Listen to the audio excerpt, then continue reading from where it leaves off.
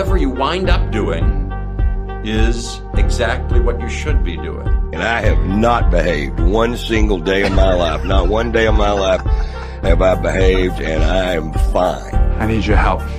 I can't tell you what it is. You can never ask me about it later, and we're gonna hurt some people.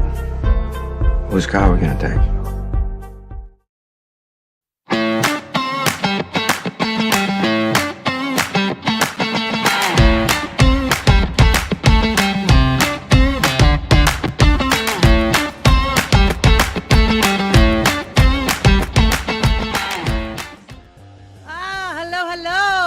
Joining us on the Nikki Medoro Show, live on YouTube or anytime you like. We're always here. Yeah, I am bundled up. I got my coffee. I am freezing my ass off. Sorry, this house is so freaking cold. I'm losing my mind. So forgive the kind of outfit I have on, but I have just been fascinated by this TikTok hearing. Are you guys watching it? I'm going to dip into it for a little bit. I have it on C-SPAN. It is just, and all of these politicians, so many of them keep saying the same thing. They're congratulating the CEO, So Chu, for actually bringing together Republicans and Democrats. And it is scary.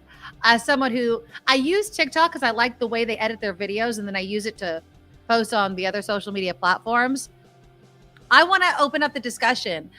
Even if you do or don't use TikTok, is there some sort of fear of the U.S. being able to ban a social media platform? Some are saying that this is a free speech violation or what have you. And if you do use TikTok, do you use it in a way like where your business would just not survive without it? Because that's what a lot of these influencers and TikTokers are saying. So I'll have a bunch of sound from that. Again, we'll go into the hearing in just a moment. Also coming up this hour, Ngaio Bealum will be coming on. He's a comedian, a podcaster. He does Chopping Up with Ngaio. Friend of Kim McAllister's. I'm welcoming him on the show. So we'll talk comedy, some current events. He talks a lot about cannabis. So we'll talk about the cannabis industry. Some funny stories out of Florida and with politicians. And then towards the end of the show, we'll welcome the San Francisco Chronicle's Emily Hoeven to the show. And she's going to update us on that domestic violence bill. Remember, California lawmakers were debating whether or not to change the classification of domestic violence that has the word violence in its name to an actual violent crime, because shocker, it is not considered a violent crime. Yes, it is freaking cold in here. I see your comments. Yes, it is very, very cold. I'm keeping this jacket on. I am not going to get rid of it. But please, before we get to everything, please click the thumbs up button. It helps support the show. The super chat is live if you guys want to throw us some dollars. And we have become 100% fully crowd funded. So please consider donating to our Patreon. The website of the show is right there, thenikkimedoroshow.com. It's really easy. If you want to become a Patreon, you could donate any amount. If you're already a Patreon, consider maybe bumping up your monthly donation amount. Break it down by day and how much you'd be willing to kick myself and Kim McAllister for doing the show, because we want to keep it 5 days a week. At this time, we're really hoping that we can do that. And then, of course, if you like PayPal, the Nikki Medoro Show at gmail.com is there. And our shop is up and running, thenikkimedoroshop.com. Okay.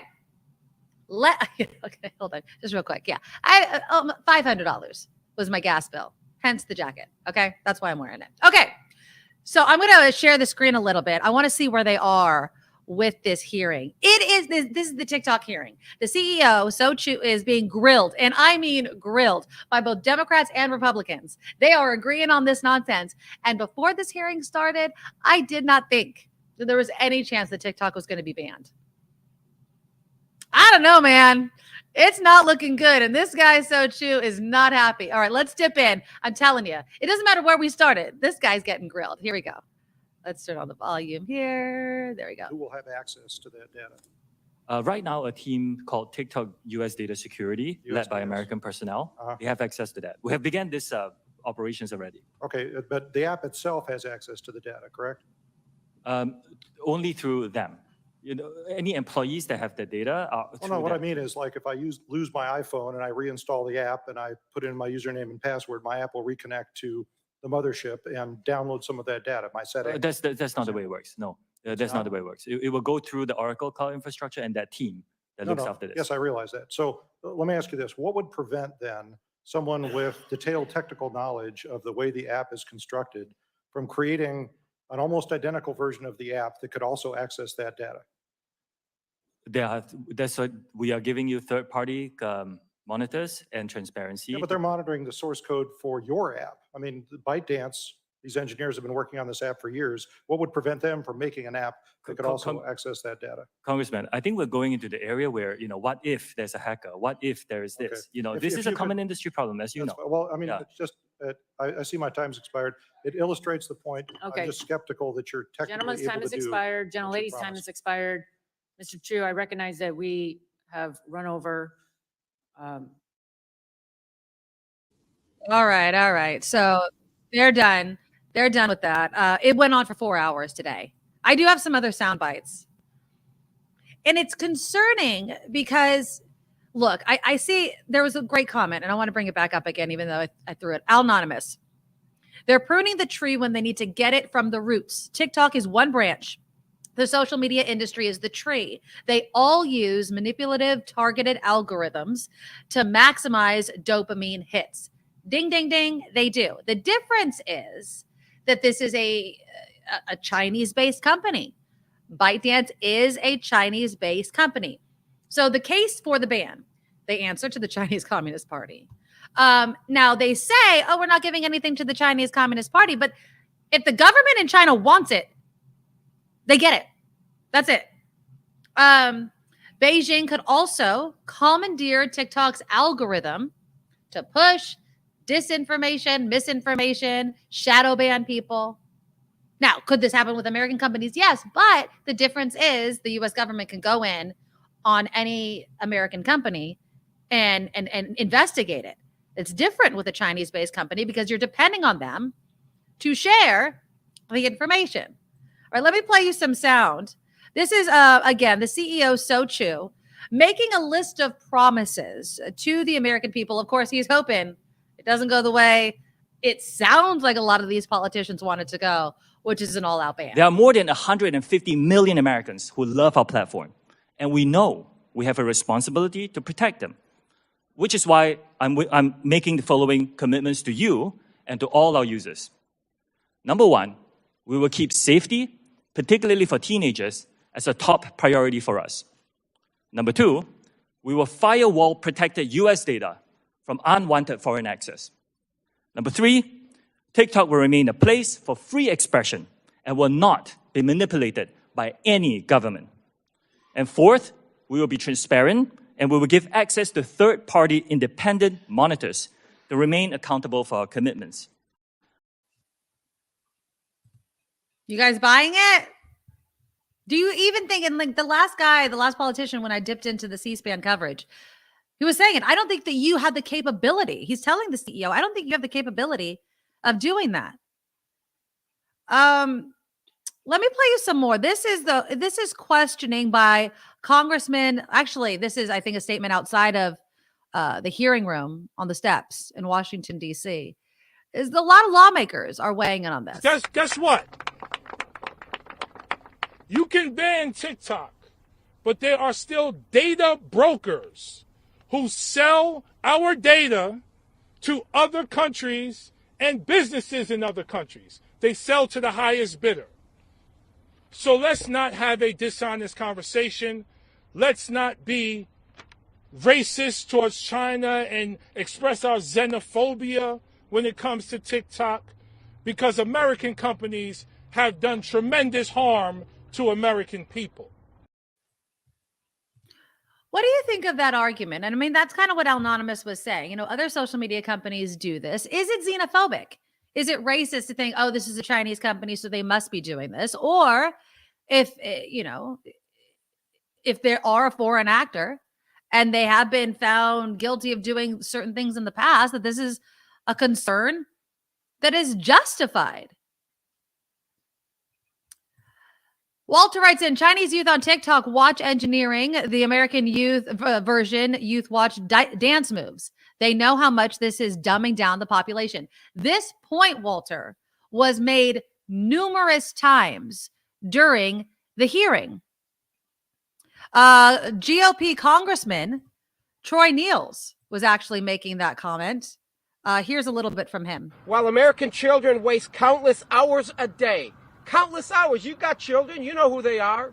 They're on this device countless hours a day on videos fed by the Communist Chinese Party. Chinese children are restricted to just 40 minutes. So I'm a little confused there. They can only have 40 minutes in China, but here our kids are on it all day long. They like that idea, don't they? They love that. Yep. And that's the point I think that a lot of these people were making. ABC's Rachel Scott, she was on Good Morning America this morning. It's not just the youth and the drugs and whatever. There's actual threats to journalists. She was speaking with Emily Baker White, a journalist, on what TikTok actually, what kind of experience she actually had on TikTok.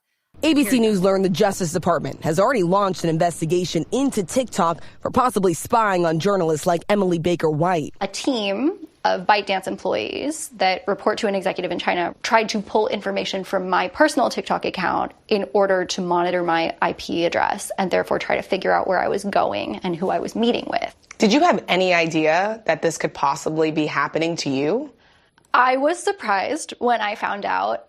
There was no indication from my phone. Sources tell ABC News the Biden administration told the company to either sell their stakes or risk being banned. Or risk being banned. Now, so there's this plan, and you might hear it. It's called Project Texas.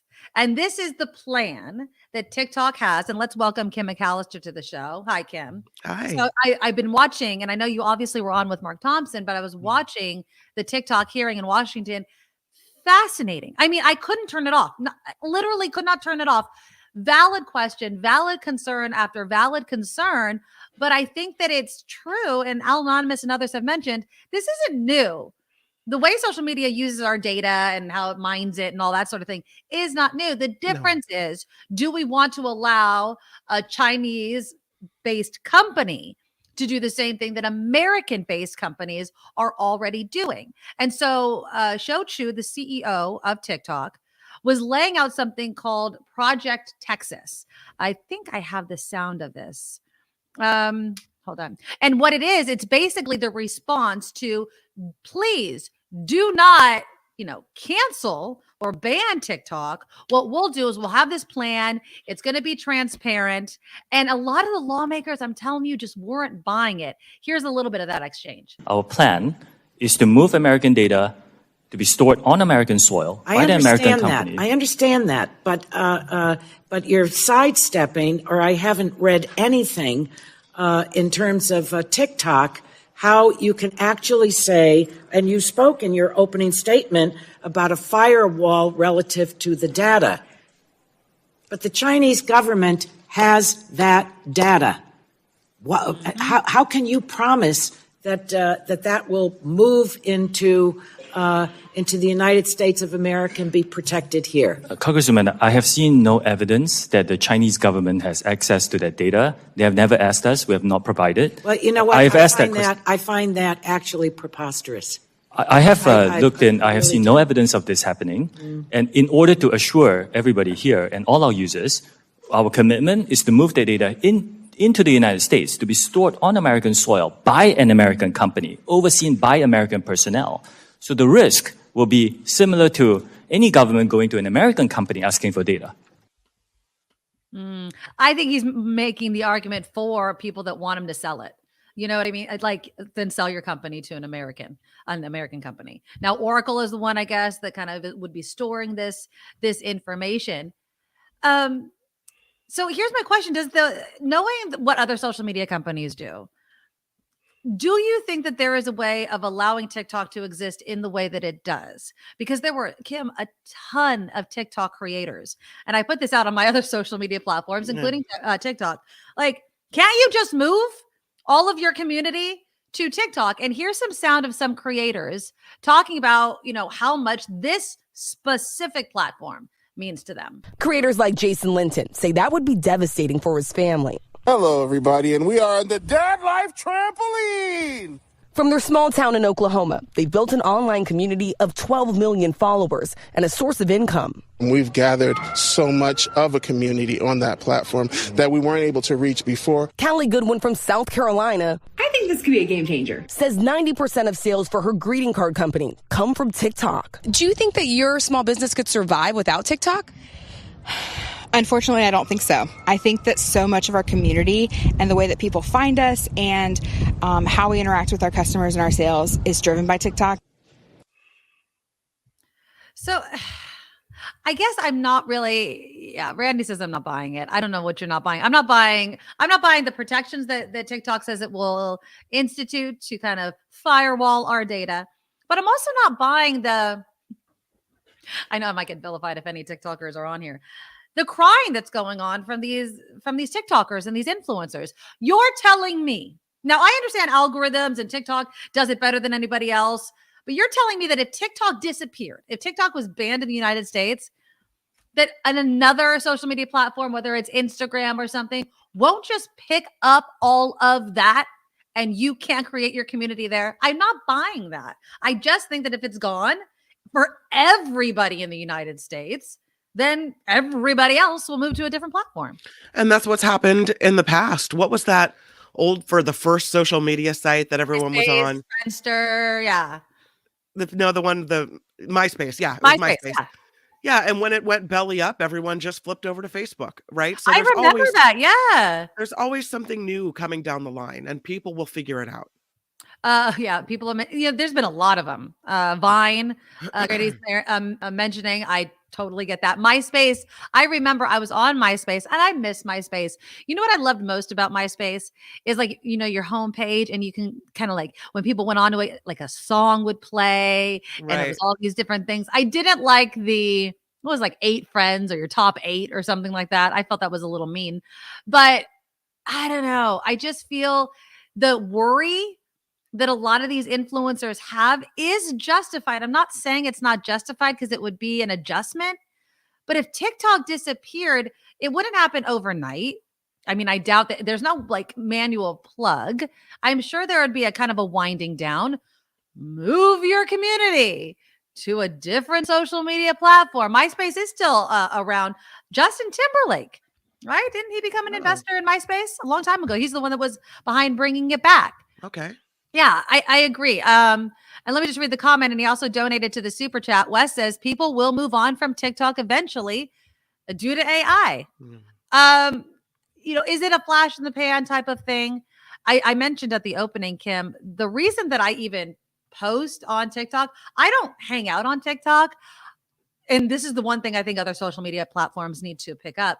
The way you can edit videos is way easier and, in my opinion, better than on Instagram or even Facebook or anything like that. Just the editing tools that are built into the app are great. And then you could just take the watermark off, which I learned how to do recently, and then share it on other social media platforms, put the TikTok thing on there. Right. And that's it. I mean, in all honesty, I have reduced outside of the work area how much I'm on these social media platforms, just because in all honesty, I'm on it so much for work that I'm disconnecting right now. But I'm really thinking, and I did not think before I was listening to this hearing, Kim. I mean, maybe it's just a lot of, pomp and circumstance, but I think they might ban it. I really do. I think they will too. But, and I've watched specials on it. I think 60 Minutes had a huge special on, how TikTok can glean information and what they're looking at. But when you post on TikTok, what are you afraid they're seeing that you don't want them to see? Me personally?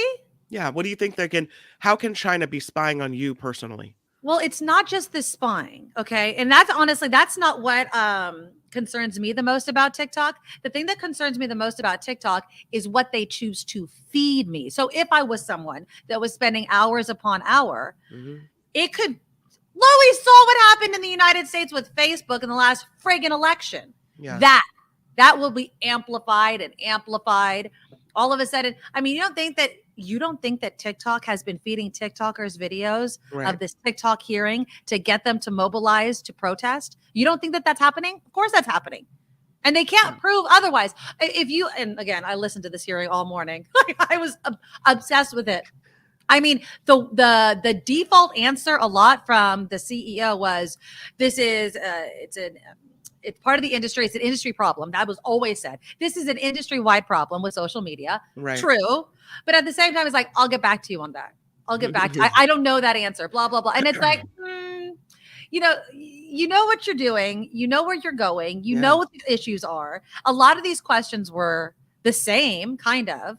But it's just, I don't know. And, and I've said this before and I'll say it again, even though I love YouTube, and I do love YouTube, and I don't consider YouTube, even though I should, I mean, I don't consider it like Instagram because it's more video based. It's totally video based. It does. And you can end up in a rabbit hole on something like this, right? Yep. You believe there needs to be regulations for stuff like this. I feel like I've read a story recently where a lot of people, and I forget the exact percentage, but a surprisingly high number of people get their news from TikTok. Oh, yeah. Well, and it's the same way with Facebook. I mean, I'm like, what? And You do YouTube. what? Yeah. And YouTube, because YouTube, and I will say this, if you're going to get your news, pardon me, it's cold in my house, Kim, if you haven't noticed. So you have the sniffles? Yeah. Well, you have the sniffles, and I'm sick over here, so, You sound extra sexy today with that voice. Thank you. You know what I'm Thank saying. you. But no, I mean, people get their news. I would rather people go to YouTube because at least like legitimate news sites post their newscasts on YouTube instead of just some fly by night like we saw during COVID. I'm wearing a white jacket. That means I'm a doctor. Okay. No. And people like, it is like the word of God or something. Wes writes, YouTube knows your IP address. Yes. It has your face, Yes. has your location, Yes. has your banking info. Shut it it. knows what you watch on it, and it knows as much about you as TikTok. But Wes, I would argue the difference is that YouTube is based down the road from us here in, what is it, Burlingame, Daly City? It's on the peninsula. So And the American government can go in and seize any information that they want to. I mean, yes, they're a private company and there's logistics involved in that, but there is a difference between being an American company and a Chinese-owned company. There just is a difference. And so I think that's what they're talking about. But I would, to argue kind of more also your point, though. Sam Bruno, thank you, Calvin. To argue that point, how much does the American government care about what American companies are doing with our data? And I think that falls extremely short. So well, we haven't cared. We've known that all of our data is exposed for marketing reasons. You know, we are the commodity on Facebook. We are the commodity on social media. We get the service for free because they're taking all of our information and using it and selling us stuff. So, and we've known that for a long time. That's not new. So, I mean, I don't know, either you're upset enough by it that you've left social media by now, or if you've accepted it and we move on. Yeah. The difference is, I think, what reason China wants the information and what they could potentially do with it.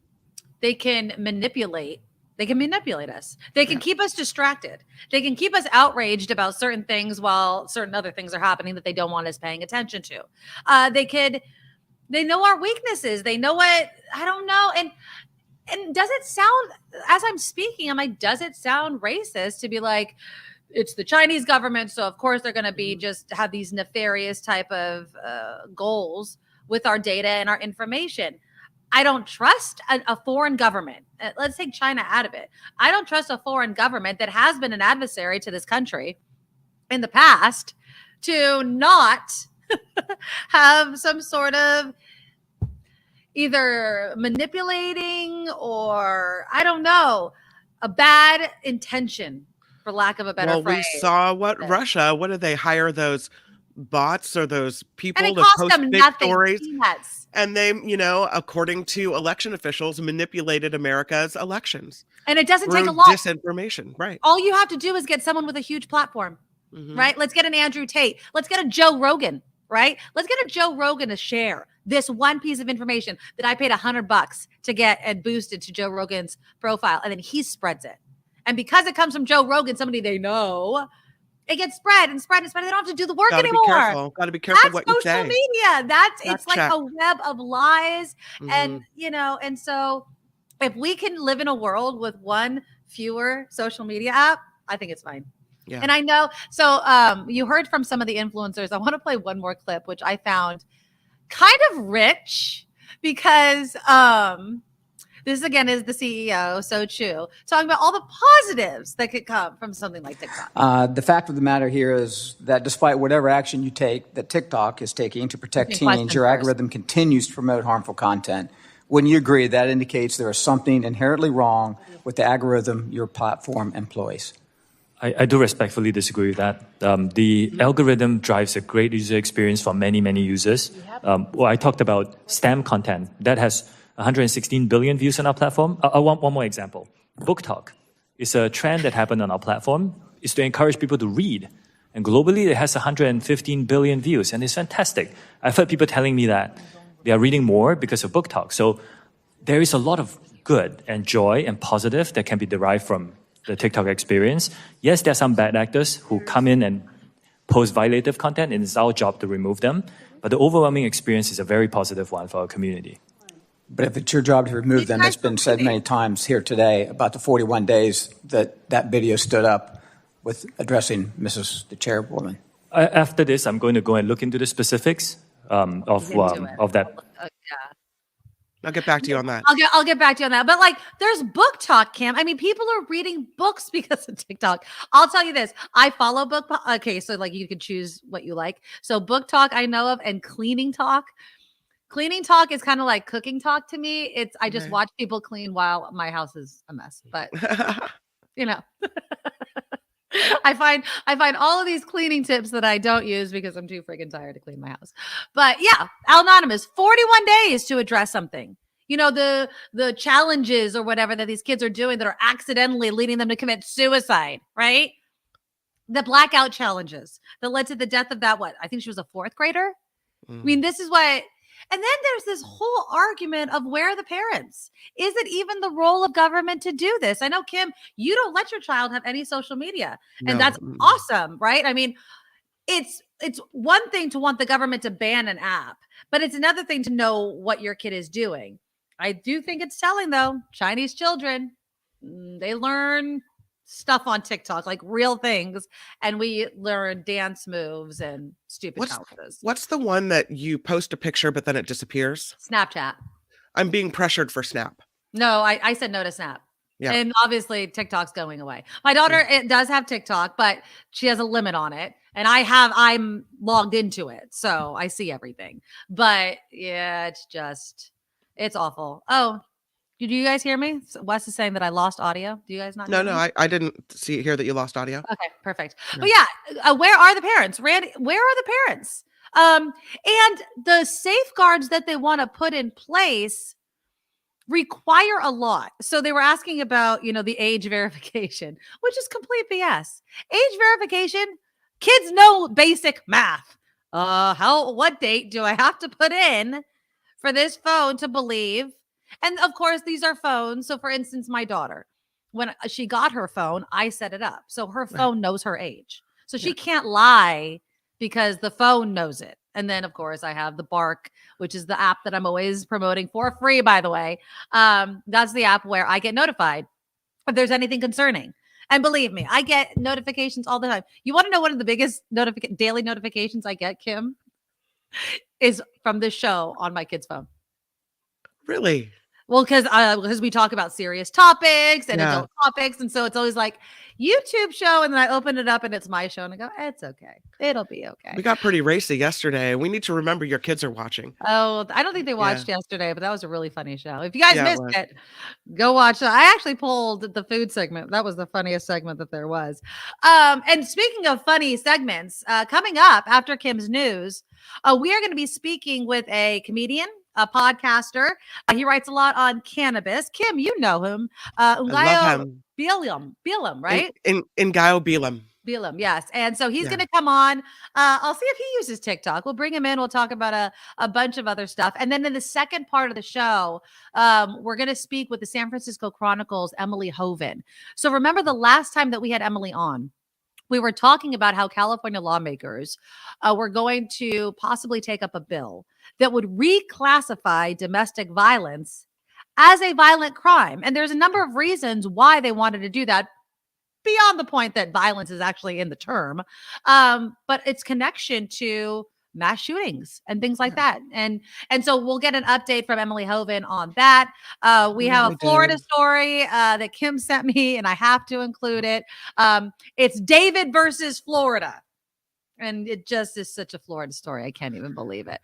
You know what I did yesterday or last night? Hmm. You know, when you comment on something on Facebook, Yes. and you think it's innocuous enough and it's just not going to lead to something.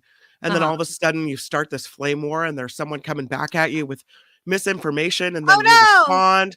My problem was I responded. I usually don't do that. I just shut it down. Like, you know what? Whatever you want to think, if you're wrong, I just walk away. But I got into it with this person. What was it? Give me details. It was over the Constitution and the gun rights. Oh, the Second Amendment. Okay. And it was about how the post was the Constitution is as written.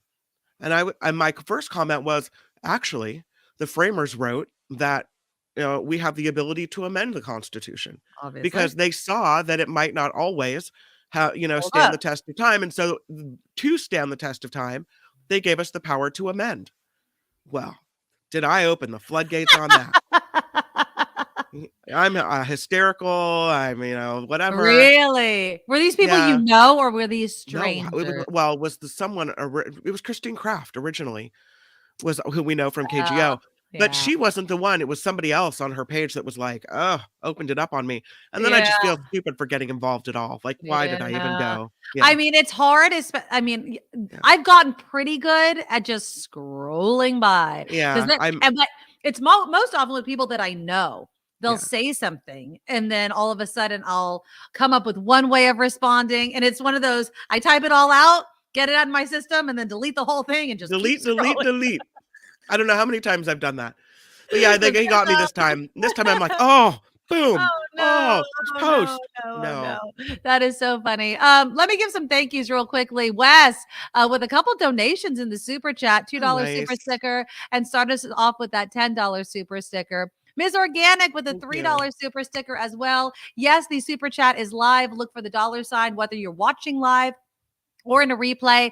Also, our Patreon up and running, thenikkimedoroshow.com. And of course, before we go to Kim's news, please, it's absolutely free. Just go down there and look for the thumbs up and click it. And it's quick, it's easy, and YouTube loves it, as do we. All right, here's Kim with the news. Now, from around the world to up your street, the Nikki Medoro Show presents News Czar Kim McAllister. And this report could be sponsored by you. We are looking for sponsors on the Nikki Medoro Show, and you can email us at thenikkimedoroshow@gmail.com. A lot of questions in the chat about Steve Moskowitz, and I will say that Steve was so kind enough to sponsor us for the first 5 months of our show, actually for the first initial launch of our show, and then extended it to 5 months. So we are now moving on to other sponsors, and if you would like to participate, we would love to have you. The Nikki Medoro Show @gmail.com. On to former President Trump, because the former president is saying the Manhattan District Attorney is a danger to our country. On his social media site, Truth Social, Trump called for Democrat Alvin Bragg to be booted from office immediately. The call comes as New York City's grand jury considers whether to indict Trump in a case involving alleged money paid to adult film actress Stormy Daniels to cover up an affair. Lawmakers, of course, as Nikki was mentioning, are grilling the CEO of TikTok. Today, a House committee focused on concerns about the app's data privacy, protections for kids, and connection to the Chinese Communist Party. During his testimony, CEO Shou Chu discussed the company's effort to move all U.S. data to domestic servers and said China has never even asked for this data. There is a new call to inspect all of the downtown San Francisco high-rises after heavy winds blew out some windows. Glass fell from 4 buildings on Tuesday, most of them at 350 Mission, on the same building that last week near the former Bank of America building as well. A city supervisor wants to mandate engineering reports, saying they need to figure out why the failures are taking place. These 5 buildings must have windows evaluated now within 2 weeks. President Biden is marking the 13th anniversary of the Affordable Care Act. If you know someone it has helped, you can say 13 years of health care for people across America. He called the bill signed by former President Barack Obama the most consequential health care legislation since the creation of Medicare and Medicaid. President Biden added he is now focused on expanding the law known as Obamacare for other Americans and more affordable insurance and lower drug prices as well. A bill being compared to Florida's parental rights and education measure will soon be voted on by the Indiana Senate. Yeah, and here it comes again. It would ban conversations around sexuality through third grade in schools around the state of Indiana. The legislation, which opponents have dubbed Don't Say Gay, also requires schools to notify parents if a child comes out as transgender. The California State Senate is approving Governor Gavin Newsom's gas price gouging penalty on a vote of 30-8. The Senate here in California is giving the thumbs up to a plan to create a state watchdog within the California Energy Commission. This group would have access to oil company data to determine if prices are artificially high and could penalize refiners for price manipulation. It is about time. Lawmakers would decide, oh, sorry, I wasn't supposed to comment there. Lawmakers would decide how to spend the fine money, possibly a refund for drivers. The bill now moving to the state assembly, which we'll likely hear it next week. Do you think that this is really going to do anything about price gouging at the pump? I mean, I feel like we still haven't figured out where all those cents, what is it, like 30 something cents that's missing between what we charge for like all the taxes and everything and what we pay at the pump. Until we figure that part out, I feel like this is just window dressing again. And similar to the TikTok thing, it's like we're acting like we're doing something about it, but we're not actually doing anything about it. You know when gas prices get so high that people get really pissed off? Yeah, but we can't do anything about it. But now the state could look into it in this watchdog within the California Energy Commission, and they could look at the oil company data and say, all right, you show us why the prices are so high and you prove it. And then what? And then if they say, no, we don't buy it, we're not buying what you're selling, then we could get a refund as drivers. Or I won't hold my breath for any sort of refund. Did we ever get the other gas refund? I don't remember getting any sort of refund. You're a negative Nelly naysayer today. If you're gonna tell me I'm getting money back, I want to see the money in my bank account. That is all I'm saying, my friend. Speaking of gas, there is a man facing charges after a not so sweet crime in Tennessee. Memphis police say Demetrius Mills poured sugar into his girlfriend's gas tank. I don't know what that can't be good. Authorities say it came during a domestic incident where Mills is also accused of threatening the woman and her 3 children with a rifle. So then we have the gas tank incident. I've never heard of people pouring sugar in a gas tank. Oh yeah, it's like it's a well-known prank or destroy somebody. Yes. I'm Kim McAllister on the Nikki Medoro Show. Thank you, Kim. And yes, if you want to be a sponsor, just reach out to us, the Nikki Medoro Show at gmail.com, because we love keeping the show going and having some very fun guests, like our next guest, friend of Kim McAllister's, American comedian, musician, writer, actor, activist, juggler, publisher. He has a podcast, Chopping It Up with Ngaio Bealum. Welcome. Thank you so much. Thank you for having me. Hi. I am so happy to have you on. Kim McAllister speaks very fondly of you, so thank you so much for making the time. Thank you. She speaks very fondly of you too, even though she just called you negative Nikki. I can be at times, my friend. I can be when we're talking money and being, kind of scammed out of stuff, it kind of gets me all hot and bothered. But I totally understand.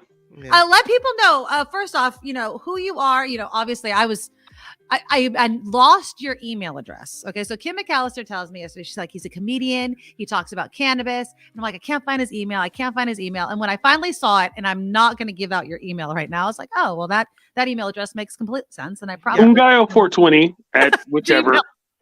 Whatever.com. You can send me an email. I don't care. So tell us about yourself. What do you do? I know that you've had podcasts, you write a lot. Give us a little background on you. Sure. I'm an Aquarius. I'm a Scorpio. Okay. Oh, there you go. I get along well with Scorpios. It's weird. Libra moon. Libra rising, Virgo moon. Oh, I don't I date nerds. I've been a comedian and a cannabis activist for 20, 30 something years now. And I used to write for the San Francisco Chronicle, and I write for Leafly and High Times. And I had a show on Netflix called Cooking on High, which was like Chopped, but with weed. I love it. And I do a bunch of different stuff. And I just got back from Barcelona because I'm the MC for the International Cannabis Business Conference Series. And we're going to be in Berlin in June. That's awesome. Spain? What's that? How was Spain? Oh, I love Barcelona. Every time I go, I want to stay. And every time he goes, I've never been once, but okay. No, every time I know. we go, okay, I'm very fortunate. Listen, dedicate your life to weed for 30 years and see how many different places you get to go. I did. I thought, no, I'm just kidding. I mean, dedicating your life to smoking weed is different than dedicating your life to being a weed activist. It's the small things. You know, the for the longest time, it was a negative thing. Oh, they were always like, oh, well, all you do is talk about weed and you're just a big pothead and this and that. And it cost me gigs. And now weed's legal. And they're like, well, you're kind of old. We need a young pothead. Boo, boo. You know, I was looking at all the things that you've done, all your screen credits, and I was shocked to find out you were in the movie 9 Months. Yes, with Jeff Goldblum, whose head is gigantic. What did you do in that movie? Was that I'm Sean's friend number one. Okay. Was that Hugh Grant? Who else was Hugh Grant, Julianne Moore, Jeff Goldblum, Tom Arnold. Well, now I'm gonna have to watch it just to Joan see. Cusack. I'm in it for a good 10 seconds. How far into the movie do I have to watch before I see your face? When they're having lunch, just before she announces, before Joan Cusack announces that she's got another baby on the way. Okay. So probably 25 minutes into it, I think. Okay. I show up. Yeah. Yeah. That was the easiest audition I ever went to. We sat in the room. Chris Columbus, the director, walked in. He looked at everybody. And he said, okay, thank you. And then he left. And then 20 minutes later, they're like, hey, you got the part. Awesome. Oh, done.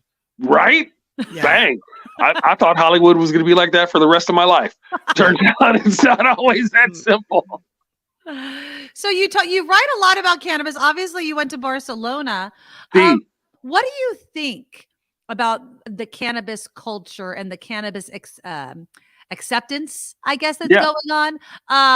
Have we really, truly made any progress here? Or is it really privileged on who gets to benefit and who doesn't get a benefit from the changes in cannabis? First of all, the first basic big benefit is when you smell like weed and you're standing in the Starbucks because you need a coffee and the cops walk in, it's not a problem. Right. Right? That's true. I smell it all the time. I was in downtown Sacramento smoking a joint on the corner waiting for the bus, and 3 sheriff's officers walked by, and this is what happened. They went, hey, what's up? And I was like, hey, what's up? And that was it. There you go. That's huge. Right?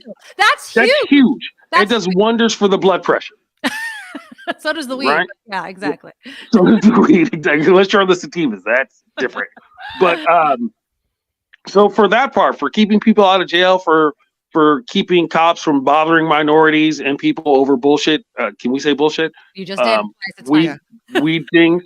It's great. Now, when it comes to the commercial regulations, the problems that we're having, especially in California, I think is, it's the lobbyists and the money, right? So cannabis has always been one of the best decentralized business models in the world because nobody wanted to get too big, because if you got too big, then the feds would come get you.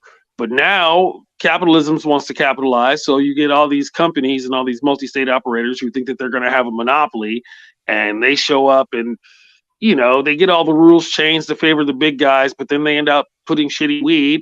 And also in California, it's still county by county. So there are a bunch of counties where you can't have a weed business. There's a bunch of counties where you can't have a cannabis business. And that's not helping anybody. That just creates more of a black market, and the taxes are high. So now you're paying high taxes for cannabis that's not as good as you can get on the black market. Right. And so they're kind of pricing themselves out and not making it easier. You're supposed to make it easier for people.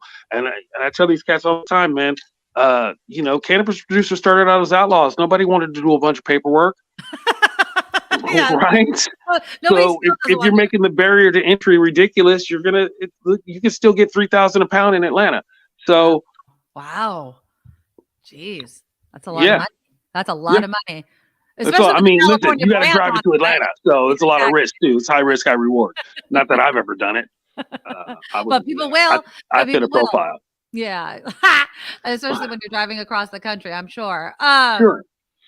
But yeah, and there's also the banking aspect of it. I mean, do you think the federal government is anywhere closer to making it legal on the national level?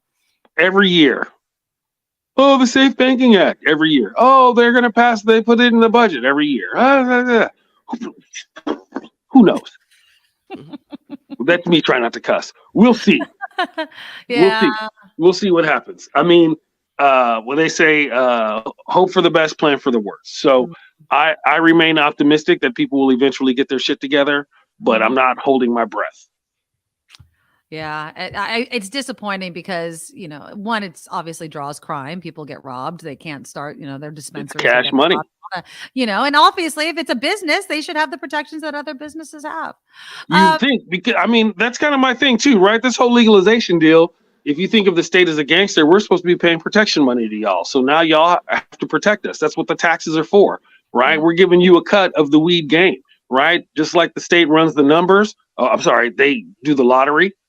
They have the numbers racket and they have the weed. They get a cut of the weed racket now. But, the whole point of protection money is you're supposed to protect.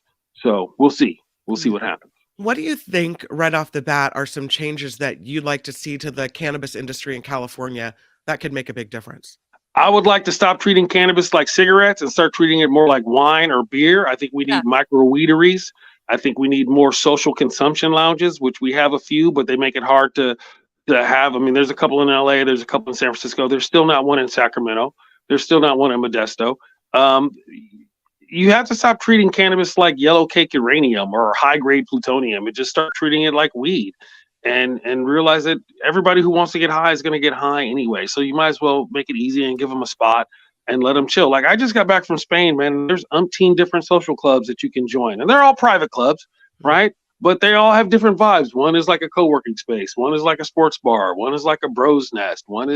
There's all kind of different spots that you can go to and have good quality weed and sit and smoke and chill, have a snack, have a coffee, get some work done, right? And then go on with your day. And it's nice and there's no problems. And it's fantastic for people. And what do tourists do when they come from out of town if you're not supposed to smoke in the street, right? You're not giving anybody a place to smoke. Yeah. So now you got tourists sneaking up your parks. Listen, I don't mind the smell of weed. Some people complain about it, but to me, it smells like safety and snacks, and probably some reggae music is going to happen, or some sort of jam band is going to happen at that point. And cities could do a lot worse than to smell like weed, because I've smelled some cities who could use some weed before. I don't know. Fresno in the summer could definitely stand to smell like weed. Do you feel like overseas the attitude is way different than it is in America? You talk about internationally versus here. Weed is still technically illegal in Spain. Portugal has done a pretty good job of making it a personal use option, so they won't really front you or throw you in jail for anything like that. Germany is just now looking into their legalization efforts. And so, but there's still a stigma. You're still fighting 80 years of propaganda from the United Nations, from everywhere, where, if you smoke weed, you might as well do heroin and eat babies. And which we all know is not true. And in fact, cannabis use does not lead to harder drug use. And studies show that a lot of people can use cannabis as opposed to like a gateway to harder drugs. I always want to call it a gateway drug. It's really like a pathway away from harder drugs. Right. So a lot of people who maybe used to do a little heroin, now they smoke a little more hash, which is better for you. You know what I mean? And it's most likely not laced with fentanyl. So I think people are starting to come around and people are starting to figure out, especially as younger people get into office and start doing more things. And older people, the boomers who remember the weed from the 60s and 70s, are getting back into it because it helps them sleep and it's good for the aches and pains. Yeah, and obviously old stoners are always cuter than old drunks. That's True. Yeah, you don't ever get that big red nose and all that other stuff that comes Right. with it. But don't you think that also the difference between alcohol, because you were saying it should be kind of regulated like wine or what have you, it's the testing. A lot of people have concerns about what if my doctor's under the influence? I could test your blood alcohol level for alcohol. Weed is a whole different beast because of how long it lingers in your system, even though you're not technically high anymore. Yeah. How do you answer? I mean, that's a valid concern. I don't want anybody, cut me open. If there's Is it a valid concern? yeah, I would say that if somebody's pulled over and might be stoned, I'd want to know for sure if they're going to be charged for something. What were they being pulled over for? Driving too slow. Yeah. What do they say? They say drunks will drive right through the stop sign. Stoners will wait for the stop sign to turn green. When they did some studies on using cannabis and driving, they found that cannabis users as a whole, if they felt that they were too high, didn't want to take the test. Right? So they'd get high and they'd be like, okay, man, it's time to do the driving test. And cats would be like, you know what? I'm not ready to do the driving test. I'm going to sit here for a minute. Matter of fact, if you got some coffee and some more snacks, I'll let you know when I'm ready. Right? Yeah. So it's all the studies that they found have found that people who are just stoned, and I'm going to talk about like people who got drunk and then smoked a joint or whatever, people who just use weed are generally very safe drivers. So I don't think it's as big of a problem or as big as a challenge as you might think. Okay. What do you know anything about Delta 8 weed? We have a viewer that's asking about that. It's legal in Florida. Sure. Regular marijuana is not. What is Delta 8 weed? I don't know what this is. Delta 8 THC. So the illegal form of THC, according to the DEA, is Delta 9 THC. That's your regular old fashioned weed. Okay. But if you move a few chemicals around, then you can come up with Delta 8 THC, which is technically not illegal, right? Oh. People love a loophole. I don't think it has the same high, but other people say it does have the same high. I can't speak on it. But I mean, whatever floats your boat. Yeah. So it's not going to hurt. Weed? Can anybody get it? It's like sold at 7-Eleven or something like that? Or? You can buy it at the 7-Eleven or from head shops and stuff, like with CBD, like your gas station CBD gummies or whatever. It's the same kind of deal. So it's not, I don't think it's necessarily bad for you, but it's not weed. Yeah, it's not weed. It's not like it's not weed. No, yeah. It's not. And also, by the way, I'm gonna remind everybody: a high THC percentage does not necessarily mean that the weed is good, right? It's all about the terpenes and the flavor and the effects. And this is one of the challenges that we're having a lot of places, because you go to the weed club now and it's like, oh, this is 30% THC or this is 25% THC. That just sounds like a panic attack, bro. How much? Where's the myrcene at? Where's what's the beta carotene? How much pinene? How much limonene does it have in it? What's the flavor like? What's the high like? How long is it going to last? These are the questions you want to ask. This is not about, we just want, shit, Everclear is 180 proof. Does it make it great? Do you just shoot Everclear? No, you want a nice glass of wine, right? Sometimes you want to smoke a whole joint while you watch the sunset. And 35% THC is not going to allow you to do that. So, no, not at all. But some good advice right there. The things I learned from Ngaio Bealum is super fun. Ask me about sex next. Those are my two things. Oh, okay.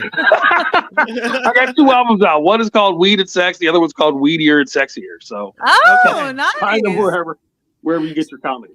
You're doing a podcast though too. You've done a couple. When I've been reading on you, but the latest one is Chopping It Up with Ngaio. Oh. Yes, we just finished the first season a few months ago. Okay, what's that about? It's exactly how it sounds. I just call my homies and we chop it up. Nice. About anything, everything? Anything and everything. I'm a rambler, right? My mildly undiagnosed ADHD allows me to converse on a variety of topics. And all of my friends are very entertaining and we're all generally pretty smart. So we just start talking. We just start rambling and it just goes. And it's a very nice way to pass an hour. Well, I put the link in the show notes if people want to try it out. I put the link in there. So, thank you. And follow me on Patreon and not TikTok though. TikTok's going away though. So I've never had a TikTok. TikTok hates weed. Oh, is that true? It does. Oh my God, it does. TikTok hates weed more than Instagram hates weed, and that's just wild because Instagram can't stand weed. I'll tell you a story. I was just Googling cannabis, not even weed, cannabis on TikTok, preparing for like topics and stuff because I knew we were bringing you on.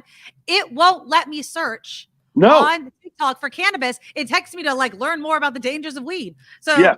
that's TikTok for you. The trick is you have to spell it OUID. Oh. OUID. Yeah, it's like French. Weed. That's the hack. That's funny. That's the Gen Z hack for discussing cannabis on TikTok. Speaking of your ability to converse on a variety of topics, have you been watching this whole Trump's going to get arrested today? It might happen tomorrow. It might happen. Now it's going to happen Monday. What are your thoughts on all this? Are you waiting for the perp walk, or is that a bad idea? It can't happen soon enough for me, but who knows when it's going to happen. And one of the challenges that they have and is because he's not the only one who's dirty. Oh, of course right?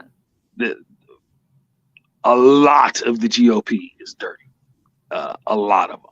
And they love to lie. I mean, listen, politicians love to lie. In general, Democrats are also liars. Let's not get it twisted. Independents are also liars. Socialists are also liars. Politicians like to lie.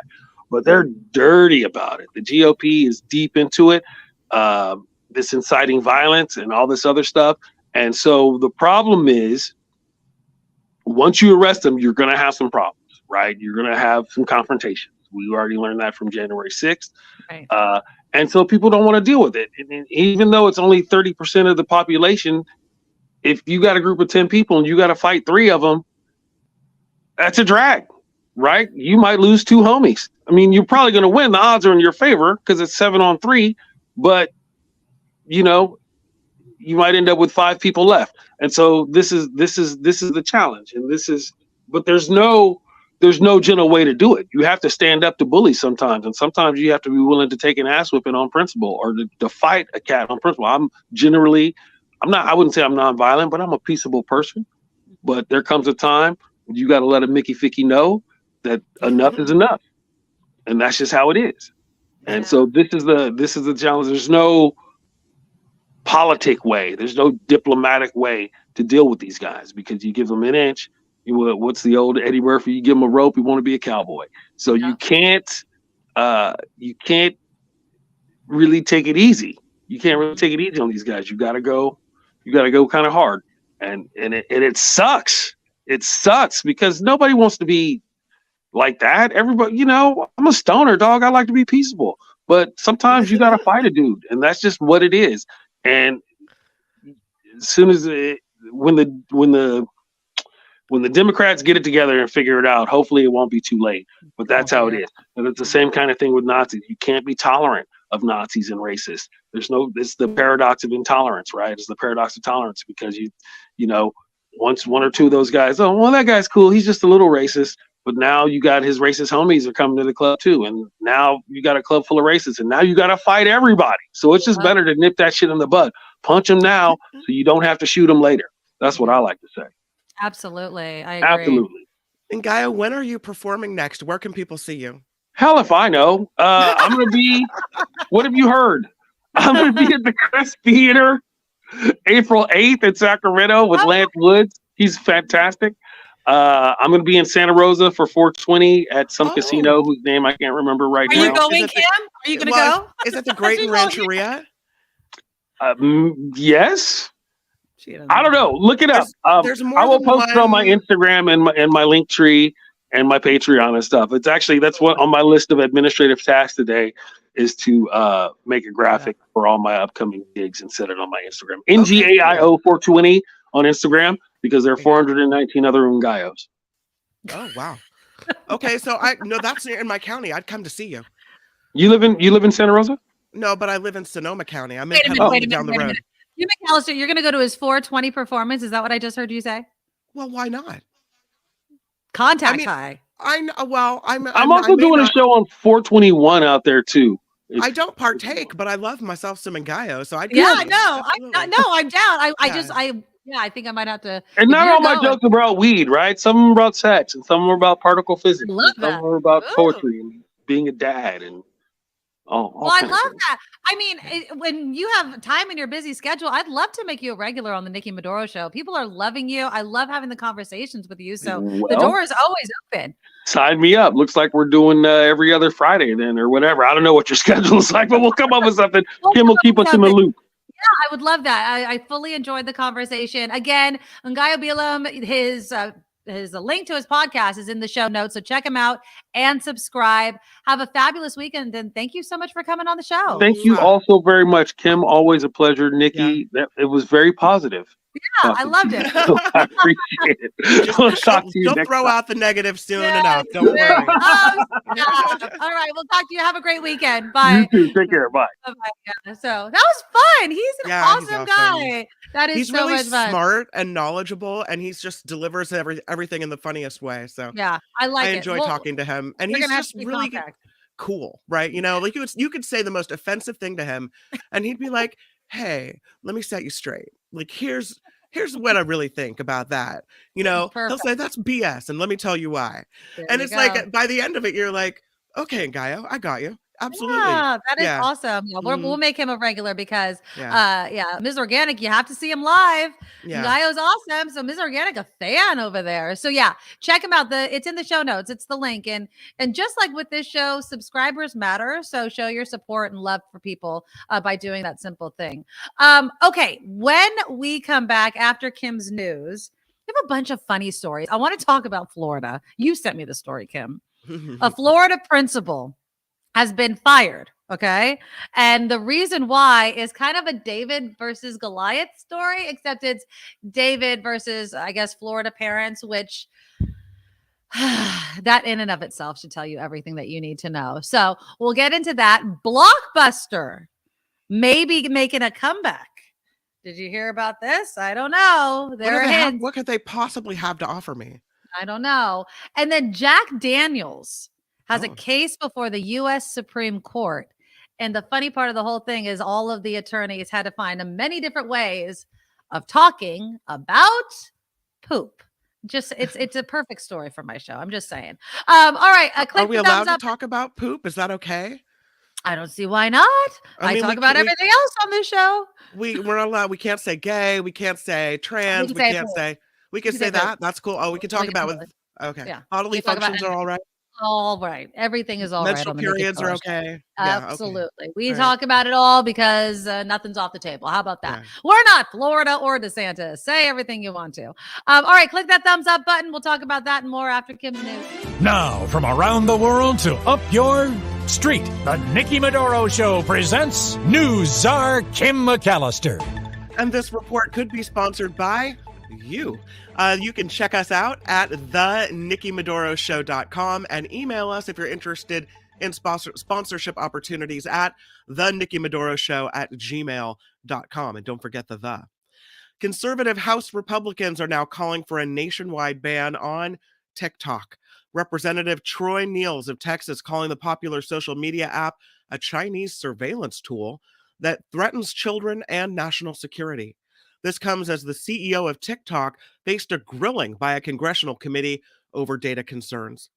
Former President Trump, he is calling for the removal of several officials currently leading investigations into him. In a post on his social media site, Truth Social, Trump said Manhattan DA Alvin Bragg should be booted from office immediately.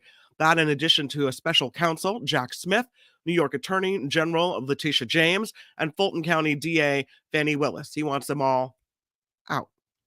A New York City grand jury, though, is not discussing that case against Trump about whether to indict him or not. It's despite the grand jury meeting today, they may be discussing other things, not the Trump case. Since they're not expected to come together on Friday, any new developments won't be coming until Monday at the very earliest. There are protests turning violent in Paris as folks protest a measure to raise France's retirement age from 62 to 64. Tear gas had to be used by authorities today in the French capital. France's president defended his decision to implement this bill as he insisted he had to take action because the situation, he says, will only get worse if it's allowed to drag on, and this is all because of funding. A Norfolk Southern freight train has derailed, and this time it is in Massachusetts. It happened today in the town of Eyre, northwest of Boston. The reports are several cargo containers rolled off the track, several cars visibly damaged. None of them, though, contained any hazardous materials. There is a New York dog famous for painting on canvases and raising money for charities, and that dog has died. Dagger Dog Vinci, a black lab golden retriever, passed away from cancer at the age of 10. She apparently this dog had raised over $200,000 for charity, with some of the artwork selling for $130 a piece. So what a good life this dog had. I'm Kim McAllister, and this is the Nikki Medoro Show. Thank you, Kim. Thank you. So we do have opportunities for you guys to sponsor the show, like Kim mentioned. I do want to give some shout outs once again to Wes and to Ms. Organic, who have been throwing us some dollars in the really super kind. chat. Thank you guys so much. Yeah. And like Kim mentioned, Steve Moskowitz was a huge supporter of the show. We really appreciate everything. And again, if you need tax advice, he is the guy to call. Give him a free one right here, AAA Tax Deal or MoskowitzLLP.com. But right now, we just need to continue funding the show. So if you can, here again is the Patreon. Link can be found at theNikkiMedoroShow.com. Okay. And also, I have been working very hard at pulling segments of the show. And Al Anonymous, I think you're the one that said it. Yes, Al Anonymous. If you missed the dry bowls soundbite from yesterday, it has been pulled in our food segment. So look for it there. Look, we're not Florida. Okay. Is it Wes that lives in Florida? I think it's Wes that lives in Florida. We talk about anything and everything on the show. Yeah, it was Wes. I'm in Florida. Is it still legal for me to hear you talk about drag queens and poop? Yes. But if you go to this Florida charter school, apparently you should not see classical art. So a Florida principal is out of a job after parents of their 6th grade kids. So 6th grade, not kindergarten. And even if it was freaking kindergarten, I really don't think that it would matter. Now I'm going to show you the picture. So brace yourselves, people, because you might want to hide your children's eyes because, it's something that just could scar them for life. Yeah. There it is, people. Michelangelo's David. Apparently. Isn't that a classic piece of art that everyone should see? That everyone has seen. I mean, it's Michelangelo's 16th century David sculpture, 16th century. A parent has called it pornographic. And now the former principal, Hope Casarquia, says the situation is more complicated. Apparently there were a bunch of miscommunications. One parent was point blank upset and felt her child should not be viewing these pieces. Why? Because he has your penis showing? Yes, the penis is showing, obviously. It's the penis. I don't, and you guys get on me about, dress codes, and we have this conversation all the time. Okay. But what's wrong with that? Honestly, what's wrong with this? It's not like it's erect to just be blunt. Okay. It's not erect. It's not big. It is in your face, I guess, if you stand right next to it. What's the problem? What is it that they say about the famous ruling on pornography? What is pornography? The definition, you know it when you see it. You know it when you see it. And I don't think I'm seeing pornography here. No. To me, this is art, a beautiful sculpture of the human body, which is different than, something seedy and tawdry and, that I don't want my kids to see. Yeah. I would take a toddler to see that. If half this society has a penis, it's okay to have a penis. Yeah. Why are we scared of it? I mean, unless they're like, well, it reminds me of my uncles that he forced me to show me like a long time ago. I don't know. I mean, come on. People see worse things on the internet than they do inside a museum. Now, the former principal says that she has taught classical education for a decade. And she says once in a while, you will get a parent that's upset about Renaissance art. That's why they send out the letter. Here's my thing, because, in Florida, I will tell you, like in Florida, they're very concerned. I think, the whole conversation about parental rights and all sorts of things are happening across the country. On one hand, I think it's okay for a parent to decide if they want their child to, I guess, be part of something like sex education, right? You get sent home a notice. This is what we're going to talk about. If you do not want your child to be part of it, we could send them to this classroom. They'll learn about X, Y, and Z, whatever. I actually don't have a problem with that. I think it's sad for those kids because I think education is education. And unless you're a parent who's also a teacher, you've abdicated that role of education to the school you have sent your child to. So come on. But be involved is fine. But at the same time, I don't see why you have to make that decision for everybody else. Right. That's the problem. Like, if you don't want your kid to learn about Michelangelo's David, if you don't want them to go on the field trip, if you don't want them to read the book, fine. Your child doesn't have to.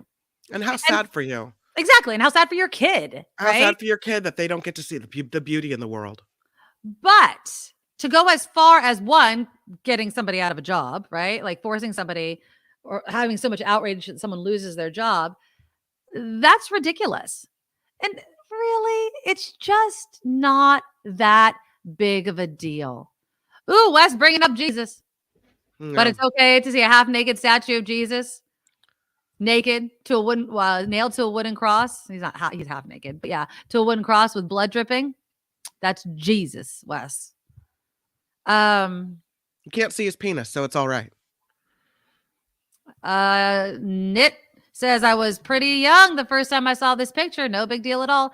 You know, and kids are going to snicker. Kids are always going to do that in any sex ed. I mean, and if you want to be technical, this is 6th grade where Florida already said we could talk about sex ed, right? So on one hand, they're like, okay, 6th grade is old enough for this, but not old enough to see a 16th century piece of art. I just don't get it. I agree with Heather. It's only a problem if you make it a problem. Parents throwing a fit over this are the ones making it weird. Yep. Said. Very said. But why do you think they do it? That's a good question. Why do you think they do it? Do you think, and I don't want to go back to, what we were talking about at the beginning of the show, but do you think that it's outrage created and spread on social media? That they see article after article fed to them, that all of a sudden they develop this outrage? Or do you think they had this outrage to begin with? Do they say, like, when I grow up, I'm going to make damn sure that my kid never sees Michelangelo's David? It's like a caricature from a movie where you have the pearl clutching white suburban mom. By the way, I'm the white suburban mom. I'm just not the pearl clutcher. But you have her, and she knows she lives in the South, and she talks like this, and oh my goodness, she goes to church every Sunday, and she bakes for the bake sale, and God forbid her little Sally should see anything untoward. It has to be a small segment of the population who would actually look at Michelangelo's David and not call it art and not want pornography.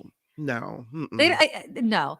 You're uneducated and stupid if that's what you're thinking. Or Sorry. it's the first time they've ever been exposed to it. Like, if do you not know what that is? Like, do you not know its impact, how it's impacted in history and classical, like Renaissance art? Have you never opened an art history book? Like, do you not? Are you not aware? Are you not educated? I feel sorry for the people like that. Yeah. Harry says Arizona is just as bad. The superintendent of public instruction just set up a hotline for parents to report inappropriate, quote unquote, teachers. Oh God. Can you imagine your job being to respond to those phone calls? You could not. Well, I would never take that job, but you can pay me enough to do that. Oh my God. The things people would be outraged Mr. So-and-so about. said penis in class today. Oh my God. Ma'am. Okay. Yeah. Okay. And then if they don't feel like they've been heard, then you'll be out of a job. And so you probably have to match their outrage, because if you don't match their outrage, you could be like this Florida principal and be out on your ass without a job. That's scary. I guess that if the hotline was set up for people to report incidents of abuse, because maybe the school had a problem with not paying attention to, sometimes kids report stuff to administrators and they don't do anything about it. We've seen that happen in the Bay Area too. Of course. And so if the hotline is for that reason, that's one thing. But if the hotline is just to report every little thing that, is about learning and not about sex or porn or whatever, then you're overboard. I love Jam writes, I bet a large portion of the kids don't even notice it until the parents point it out. I don't think the kids miss the penis. I really don't. I don't think that it's that big of a deal. I don't think, unless the parents are like, did you see the penis? How did the penis make you feel? Like, what?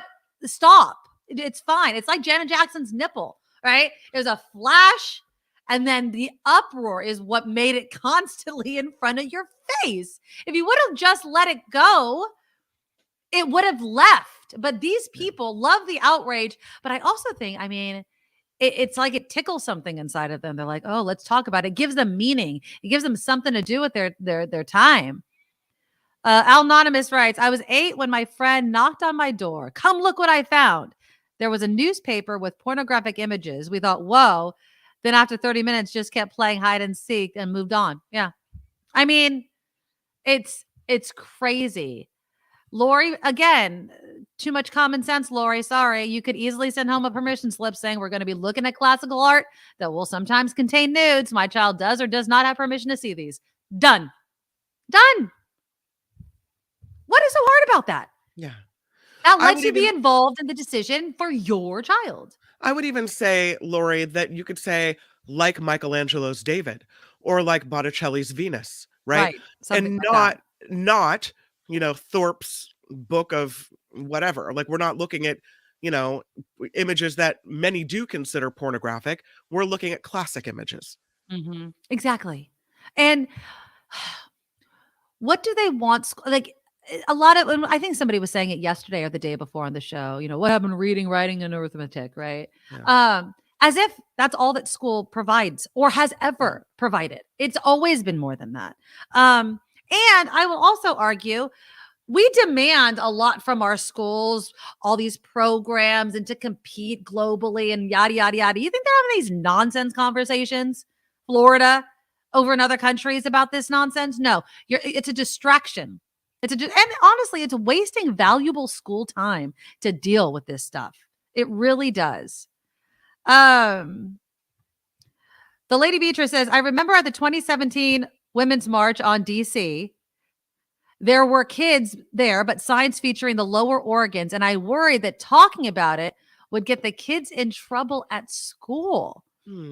Interesting. Like, I'm assuming like the uterus and hands off my uterus or don't tread on me, those types of things. The pink hats, stuff like that. I guess I just don't feel like the conversation is going to get that graphic or in depth that it's going to traumatize the kids so much. Yeah. And my brother has lived in Arizona for so long. My sister-in-law lives in Arizona. It does frighten me, kind of although I will say this, my brother has lived there for decades. And I don't feel like he's gone down this rabbit hole. I feel like it's the newbies that go to Arizona, like because they're escaping California or something, they kind of go a little, and that's just a total stereotype, but I feel like you're escaping the liberalism of the Bay Area or California or whatever. And then you go to Arizona. And so you have to like exhibit this really conservative or far right, whatever belief system when you could just go buy your cheaper house and shut the hell up. Right. That's pretty much why a lot of them moved there to begin with. I don't know. Vilma says, if some kids see the penis and other kids don't, it's sensational. Well, it's sensational. Oh, it sensationalizes, I think they're saying, the penis among kids. Being transparent normalizes the art, I think she's saying. Newer art, yeah. Oh, newer art. Yeah, but I mean, don't you think the conversation will last like a lunch period? Yeah. Oh, you weren't in the class where we saw Michelangelo's David's penis? Okay. It was small. Yeah. And then the bell rings.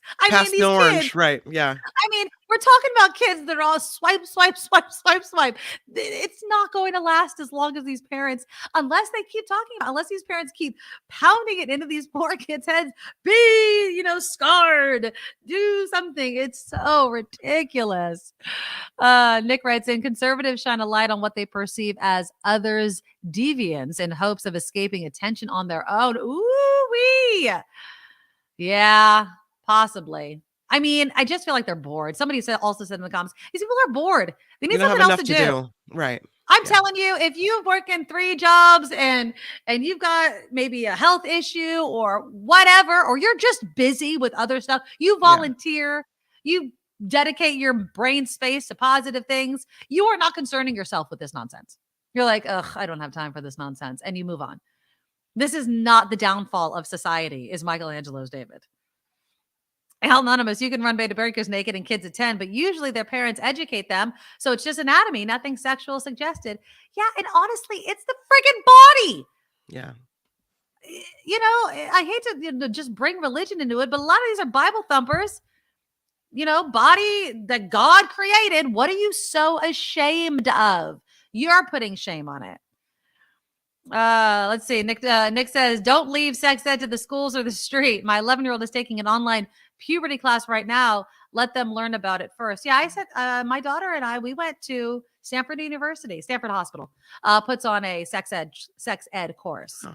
And we did the day long. You could do it you could have it broken up into 2 weekends. We just did it in the one shot all day type of thing. You got to reinforce it. I went with her, there was the diagrams. There was, looking at a flaccid one and an erect one and all sorts of things. And she looked at it. It was not a big deal. Do you think she's ever brought it up again? Do you think I have to bring her to the therapist to talk about it? No, it's just not that big of a deal. I was watching, I finally let Julia watch a big kid show. You know how kind of controlling I've been over media. I know you laugh at me. I want to know what it is though. What did she watch? What did she watch? She really wanted to watch Outer Banks. Oh, that's right. We had this conversation. Okay. It's full of drinking. It's full of teen drinking, underage drinking, drug use, a lot of sexual references, kids losing virginity, etc. She's 13, right? I know. Clutch the pearls, right? And so we watched it. I watched the whole thing first, the entire 3 seasons, and then we watched it again together. Well, no, it was actually really good, but I wanted to I wanted to think about where to stop, what to say, and the word blowjob was referenced. Okay. And she kind of looks at me, and I look at her, and I'm like, pause. Did you explain what it was? I go, do you want to talk about that? She's like, she put a blanket over her head, and she goes, Mom, Dad and I already had this conversation. I was like, oh, okay. What was the conversation? I guess someone said the word at school, and she asked him, what does that mean? And he told her. What did he say? I didn't ask him what he said. I don't know. Well, I mean, I want to know. How do what you? He says and report back tomorrow. Yeah. Or he'll come stomping in and tell me any minute. I don't know. Well, just because we want to make it age appropriate is what I'm saying. I mean, obviously, I'm sure he wasn't like, well, I wouldn't know how to define it. But I think it's about stopping and explaining. I think it's about, even if it's embarrassing and they throw the blanket over their head, go, let's talk about this. And, I don't want to necessarily normalize it. I don't want my 13-year-old doing that. But I do want her in the world, if a guy says, give me that, I want her to know what that means. Right? Yeah. Right? Yeah. I don't want her to blindly stumble through the world not knowing stuff anymore. So I think there's a line of naivete in childhood where you preserve the childhood. And then when it comes down to it and all the other kids know, your kid becomes the sitting duck, the naive one that doesn't know, the one that having a lack of knowledge could get them into real trouble. Absolutely. And that's when you take action, So. Yeah. I mean, I haven't had that conversation, but in a similar vein, just any sort of words. You know what kids do when they hear words they don't understand? They just nod. They just keep going, right? And I forget what the word was. It wasn't anything sexual. My son's getting into The Big Bang Theory. Did you ever watch that show? I didn't, but I know a lot of people love it. I love the show. And so we've started it all over from season 1. And so we're watching it. And obviously there's a lot of science based. They say these words.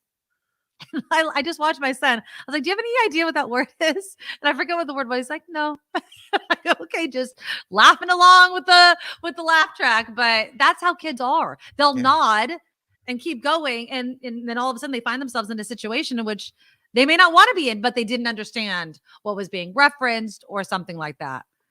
Tony says, who cares if this is art? Not everyone cares about art. If it's an explaining thing, why was it okay to take down statues that made some uncomfortable, but not this? Well, they weren't in museums, Tony. I mean, we weren't talking about taking down statues that were in museums. And we were talking about them, they were on grassy knolls and crap, right?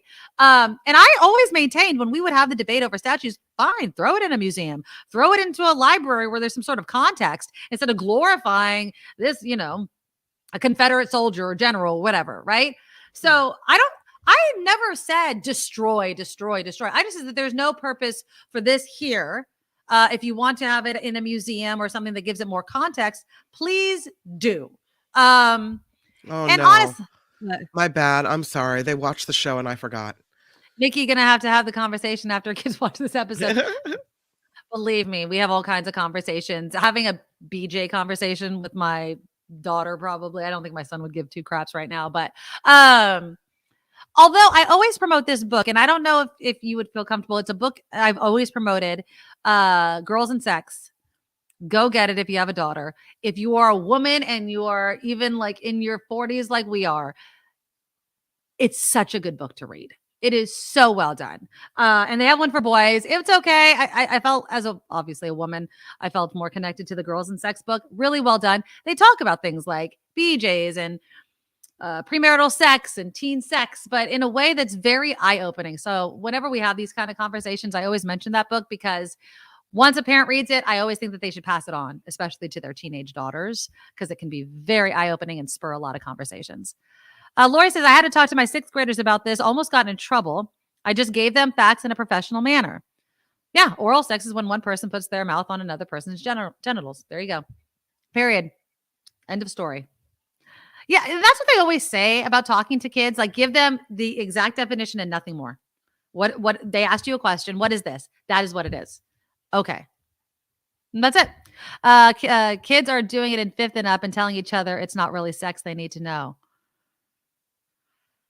It's a type of sex. They are also doing other types of sex and not considering it as losing their virginity.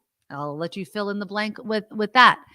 Kids, have kind of warped ways of thinking about things because I think they're raised at times and in households where they don't have these conversations. And so they're just learning about things on the internet, which in all honesty, it's just the wrong way to learn about things. It's going to be either too graphic or full of falsehoods. Yeah, I think we all learned from Bill Clinton. Thank you, Kim. We all learned what that was. Yeah. What's a cigar in there? I don't know. Not a purse, people. No. It's not a purse. All right. Well, there's that. That's Florida. That's the Florida story. You know who found a new home that's not a statue or a museum or anything like that? Dilbert found a new home. Did you hear about this? No. Scott Adams, remember? He was all yeah. that whole survey and, black. But is it okay to be white that whole day? If you missed our conversation, you could find it in one of our past YouTubes. He has found a new home on Rumble, which I do not subscribe to anybody. It's an online video platform. It's called Rumble. I don't know it. Apparently, it describes itself as immune to cancel culture. So I will let you fill in the definition of what kind of social media site or online video platform that is. Yeah, he says he's moved on there. He says, I feel creatively renewed. No more guessing what the newspaper industry will allow. No size limits, no artistic limits at all. He's all, as you know, this is what he writes. As you know, I've been identifying as black for a while, years now, because I like to be on the winning team and I like to help. But it turns out that nearly half of that team doesn't think I'm okay to be white. He's an asshat, but if you want to find him, there you go. You can be on Rumble. And then look who's also, or what is also making a comeback. Hold on. I want to show you because I don't know what exactly it means, but it might be making a comeback. And here you go. Blockbuster. You go to blockbuster.com. We're working on rewinding your movie. Apparently, there's a lot of people thinking that Blockbuster might be on the verge of a comeback. The only thing I could think of is that it's going to get into the streaming business. What would be cool is if Blockbuster did a streaming service that basically comprised every other streaming service. Exactly. So you would have to pay one fee and you would get everything. Oh, it's called cable. That's what it is. We all cut the cable and now we just want one place to get all the movie channels, but for one low price, damn it. But yeah, so Blockbuster puts this up with no explanation. There is one remaining Blockbuster in the U.S. in Bend, Oregon. I think there was actually either a show or something about Blockbuster on Netflix. Yeah, a Netflix comedy last year was based on that. And I think it ended after one season. But yeah, so Blockbuster, I used to work at Blockbuster. That was one of my jobs when I was younger. I used to make all kinds of the Blockbuster cards, the laminating machine. That was a joy of mine. But yeah, Blockbuster was a fun place to be, but I don't see it surviving in the current landscape with a streaming. Coming up after Kim's news, by the way, we will be speaking with Emily Hoeven. She is an op-ed columnist now with the San Francisco Chronicle. We used to have her on from Cal Matters all the time. Now, you'll remember the last time we had her on we were talking about domestic violence and Yeah. reclassifying it as actually a violent crime. So we'll get an update on that. And we will talk about how California Democrats and Republicans are responding to the public's call for more reduction in crime, more protection, reducing things like mass shootings and what have you. And are they sincere in their efforts? And this bill regarding reclassifying domestic violence is a perfect example of what they will and what they won't do. And if we have time, I'd save it for tomorrow. Jack Daniels. Am I saying that right? Jack Daniels. That sounds Jack weird coming in. Daniels. Am I saying that right? It sounds Jack weird coming in. Daniels. Yeah. You remember words that sound weird when they come out of your mouth? They were before the U.S. Supreme Court yesterday. And so we'll lay out their case as well. If we have time, if not, we might have to save it for tomorrow. Click that thumbs up button and we'll have all that plus Emily Hoeven next on the Nikki Medoro Show. Now, from around the world to up your street, the Nikki Medoro Show presents News Czar Kim McAllister. If you would like a sponsorship opportunity discussion with us, you can send us an email at thenikkimedoroshow@gmail.com. Let's go back to TikTok because one GOP lawmaker is now slamming the head of TikTok over the handling of user data. During a House hearing, Kat Kamak of Florida addressed CEO Shou Chu and said he damn well knows he can't protect the data of users who have that app. The committee focused on concerns about the app's data privacy, protections for kids, and TikTok's connection to the Chinese Communist Party. The Manhattan District Attorney is dismissing House Republican demands for documents and other testimony related to his investigation of former President Trump. In a letter to House lawmakers, Alvin Bragg, pictured here, called their request an unprecedented inquiry into a pending local prosecution. Grand jurors have been meeting about the case that involves Trump and alleged money paid to adult film actress Stormy Daniels. Do not cut the Pentagon's budget. Please, oh please. That is the word from General Mark Milley.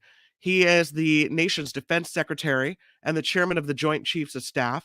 And he told the House committee this morning that he's really hoping they don't cut that budget. Milley specifically cited a cut in military readiness should lawmakers slash the budget. And Walmart becomes the latest to join a growing list of companies that are announcing layoffs. Reports say the retail giant is cutting hundreds of jobs at 5 e-commerce fulfillment centers across the country. Walmart says the move is to better prepare for the future needs of customers. So congratulations, you're laid off. Roughly 100 venomous snakes and lizards, an alligator, have been removed from the home of a Northwest Pittsburgh man after he was found dead. Officers responded to the home on Tuesday after police received a call about an unresponsive man outside. When police arrived, they found this man had died, and they later discovered all of those reptiles inside the residence. Again, 100 venomous snakes, an alligator, and a lizard, and they had to remove all those from that home. I'm Kim McAllister on the Nikki Medoro Show. Thank you, Kim. Thank you so much for all of that as we wait for Emily Hoeven from the Chronicle to join us. Again, we are going to be talking about crime in the city. And I'm just going to throw this question as we wait for Emily to come on. I mean, is the problem with California the fact that it's run entirely by, I mean, most of the power is with Democrats. I mean, they have a Democratic majority in the state legislature. And a lot of people are saying, see, that's the problem. Is it as cut and dry as that when one political party has so much control? Or could it also be that some of the past rules and laws that we had created a problem that we have to come out of? And it doesn't actually matter who is in power. When we're talking about something like crime and who should be locked up, criminal justice reform, it's one of those phrases that I think, similar to woke, can be misunderstood, right? So for me personally, when I say criminal justice reform, I don't mean no police. I never meant that. The whole like defund the police thing.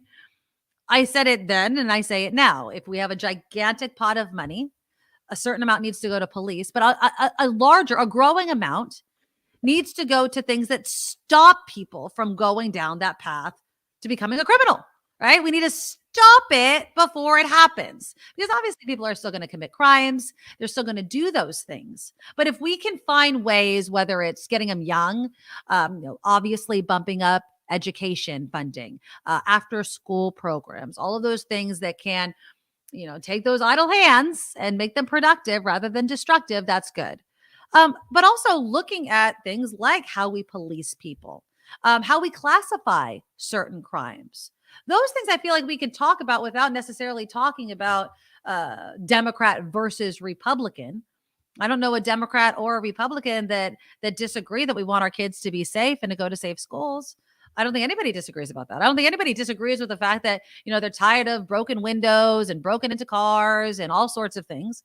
I don't know anybody that's not tired of mass shootings at schools. And we agree on all of these things. How we get there, though, matters. Now, a few weeks ago, I think it was like a week and a half ago, we were talking about this domestic violence bill with Emily Hoeven with the San Francisco Chronicle, and we welcome her back to the show. Emily, thank you so much for coming back on the Nikki Medoro Show. Hey, Kim. Hey, Nikki. Good to see both of you. Thanks for having me. Of course. We love having you on. Now, just to bring people up to speed, there was a bill to, and correct me if I'm defining this wrong, kind of reclassify domestic violence as a violent crime, because that brings with it certain sorts of punishments.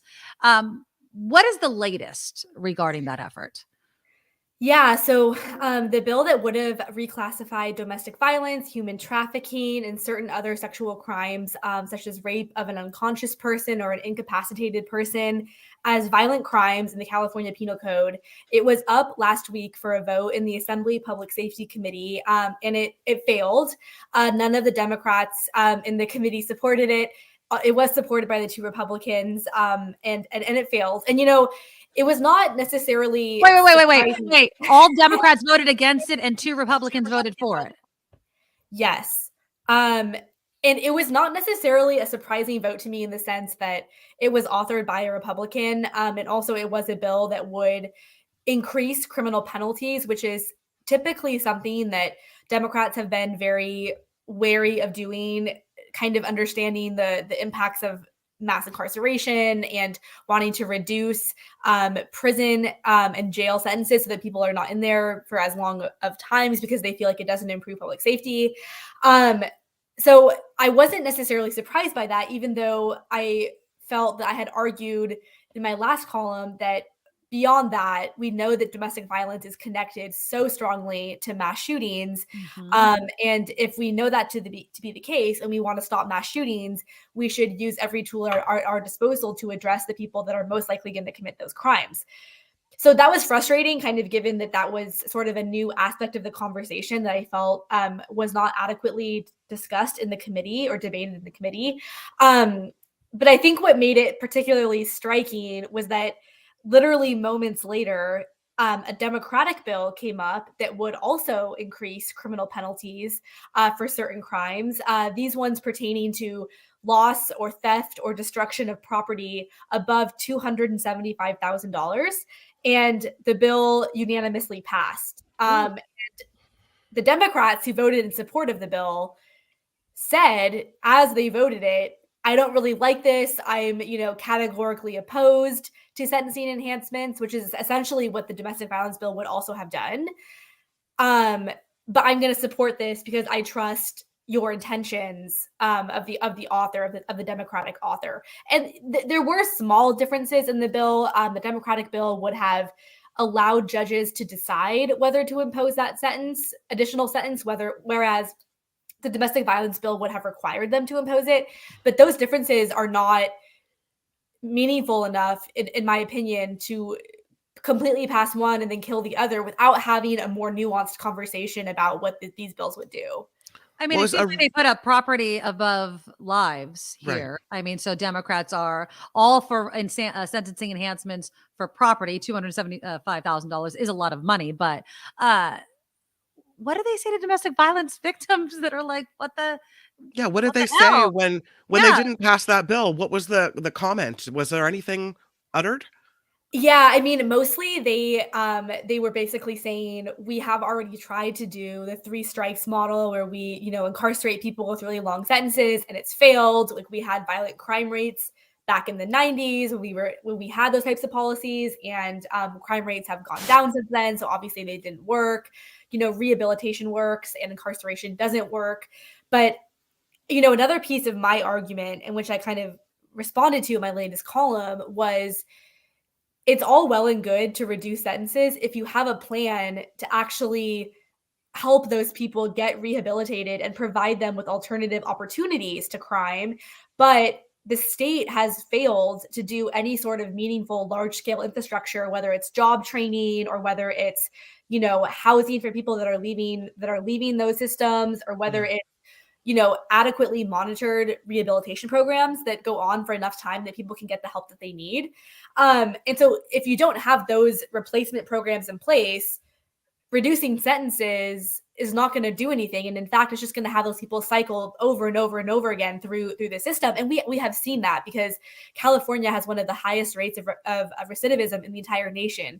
I believe for the last year that they had stats around 2016, I believe more than 60% of people that were released from prison were arrested again and convicted of another crime within 3 years. So it's obvious that they're not getting those steps that they need to heal in prison. And so they're just if you just release them or you don't put them in there for as long of a time in the first place, and there's no alternative structure for them, that could pose a big problem for our communities. Absolutely. And just as you're talking, obviously I'm thinking of Governor Newsom's plan for San Quentin happening around the same time as this vote happened. Your thoughts on that? I mean, I think the governor, he has been at the forefront of this movement to kind of talk about a transition away from incarceration to rehabilitation. Newsom and other Democratic lawmakers have said that CDCR, which is the state prison system, the Department of Corrections and Rehabilitation, has never emphasized rehabilitation as much as it should have. And I believe there at one point in the committee hearing, someone said that of the corrections budget, only 0.7% of it is spent on rehabilitation, and the rest of it is spent on other issues. And if that's a discussion that needs to happen, I mean, I think it is a discussion that needs to happen because we don't want people to go into prison and, only learn how to be more violent. Yeah. Exactly. And, if you watch any sort of movies about prison, that's exactly what you see. So obviously there needs to be a change. But I think the thing that I, in general, worry about with the governor is that he has a lot of very bold proclamations that do not really translate into meaningful or effective action. And so, going to San Quentin and saying, okay, we're going to spend $20 million to start this process when the state has a $22 billion budget deficit, I think it does raise a question for some people about, is that really the best use of our money at this point in time to embark on this process?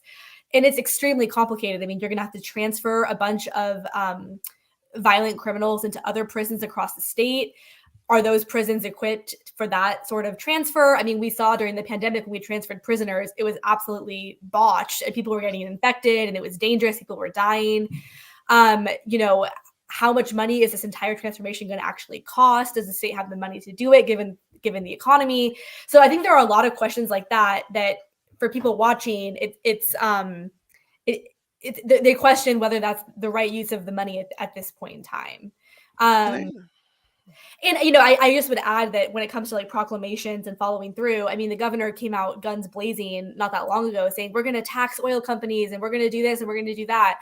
And then as he talked to lawmakers and they were like, we don't want to do this plan, he was like, okay, we'll call it a penalty. That still got a pretty lackluster response. And so now they're pushing through a bill that would, empower the California Energy Commission to consider whether to implement this sort of penalty on oil companies. And so it's sort of like it went down like 10 different levels from what he originally announced to what is actually probably going to happen. And I think that we might, depending on what happens, because he's doing something similar with San Quentin as well. Kim, do you have a question? I was just going to say, I have to express my extreme disappointment. I mean, it's such a disappointment. It feels like another slap in the face for women. Yeah. Well, there's a lot of talk over here in the chat room next door about, to our faces, about what constitutes domestic violence. But I feel like it's the same situation as when you have a rape penalty. How often a rapist will go to prison for 7 years, and then you'll have another crime that, to me, doesn't seem to rise to that level, and the penalty is greater. Yeah. It's always felt like crimes against women are not prioritized, and this is just another example. No, Kim, I mean, I couldn't agree more. And I mean, obviously, going into that hearing, I was hopeful that there would at least be a bit more of a thoughtful and a nuanced conversation about the impact of this on people. I mean, this is something that we know affects so many women and so many children in the state. I mean, in 2021 alone, there was nearly 200,000 calls to law enforcement alone about needing help for these situations. And that doesn't even include people that reached out to, other organizations and other nonprofits for help. And knowing, as we do, that these are linked so strongly to some of the worst incidents of mass violence in our state and our country, to me, it's honestly inexcusable that did not at least merit a longer conversation. And what was really frustrating was that the Democrats said for the Democratic bill that would raise the enhancements for property crime, they said, look, we don't love it, but we want to give this author an opportunity to work with the opposition and let other people hear about it and weigh in on it. And in my mind, I'm like, do the same for the domestic violence bill. Even if you don't love it, the entire process is a deliberative process. And this doesn't mean it's going to become law immediately, but by allowing it to advance past that first committee, more lawmakers get to weigh in, more members of the public get to weigh in, more people have an opportunity to discuss and confer and debate. And that's how policy should be made. It shouldn't be made on a party line basis. It should be made through a good faith, deliberative process that really looks at all of the data that we have, listens to survivors, listens to everyone on all sides of the equation, and tries to address that the best way that we know how. But what I think what we saw in that committee was not a good faith process, and we saw a very partisan process.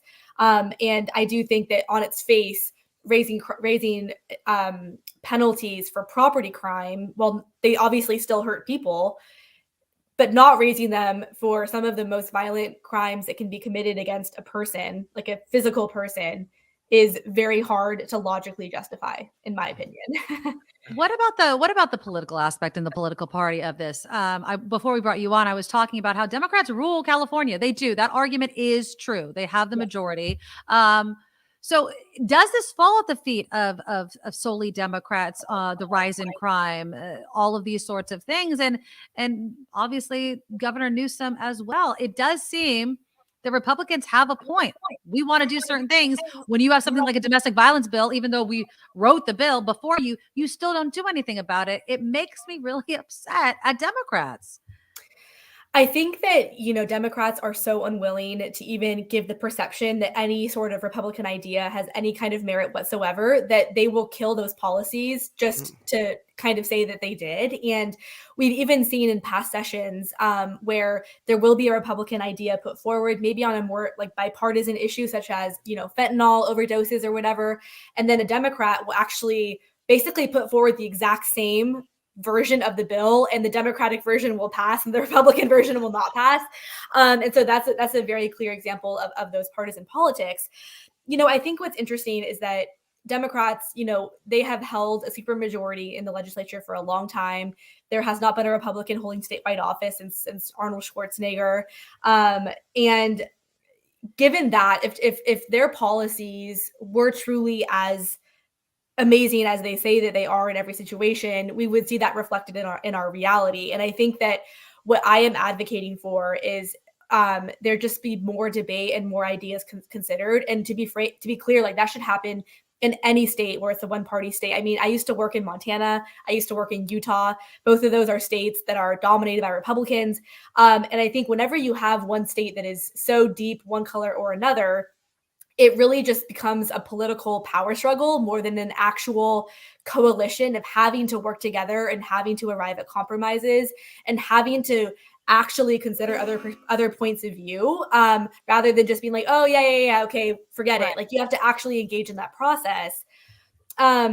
And right now, I think it's just more beneficial for the Democrats to, and the Republicans too, just attack each other, and that gets all of us nothing nowhere. done. Exactly. Yeah. And I wish that there was something like, and I hate to bring up the NRA, but how they give grades to politicians. I mean, we the people need to grade our politicians for working together for actual solutions that bring actual progress on issues. I mean, there can be bipartisan bills that don't do anything, but if you work across the aisle on something that shows results, they should be praised for that. And maybe we as voters hold some responsibility for not making that an important part of how we vote, and making that part of the platform that we want some of these politicians to have.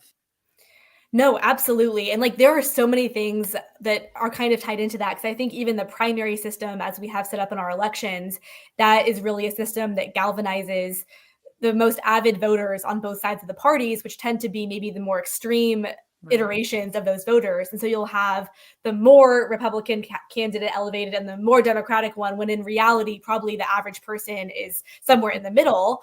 And then obviously we have just this breakdown in trust and good faith by social media. And I think also our most primal instincts. I mean, I think humans thrive on conflict, right? Like we love drama, we're interested in things like that. And so sometimes we kind of let that side of ourselves take over, and we are going to click on the headline that is more, clickbaity and more aggressive and more confrontational, rather than one that says, oh, incredible work done by, X, Y, and Z. Compromise made.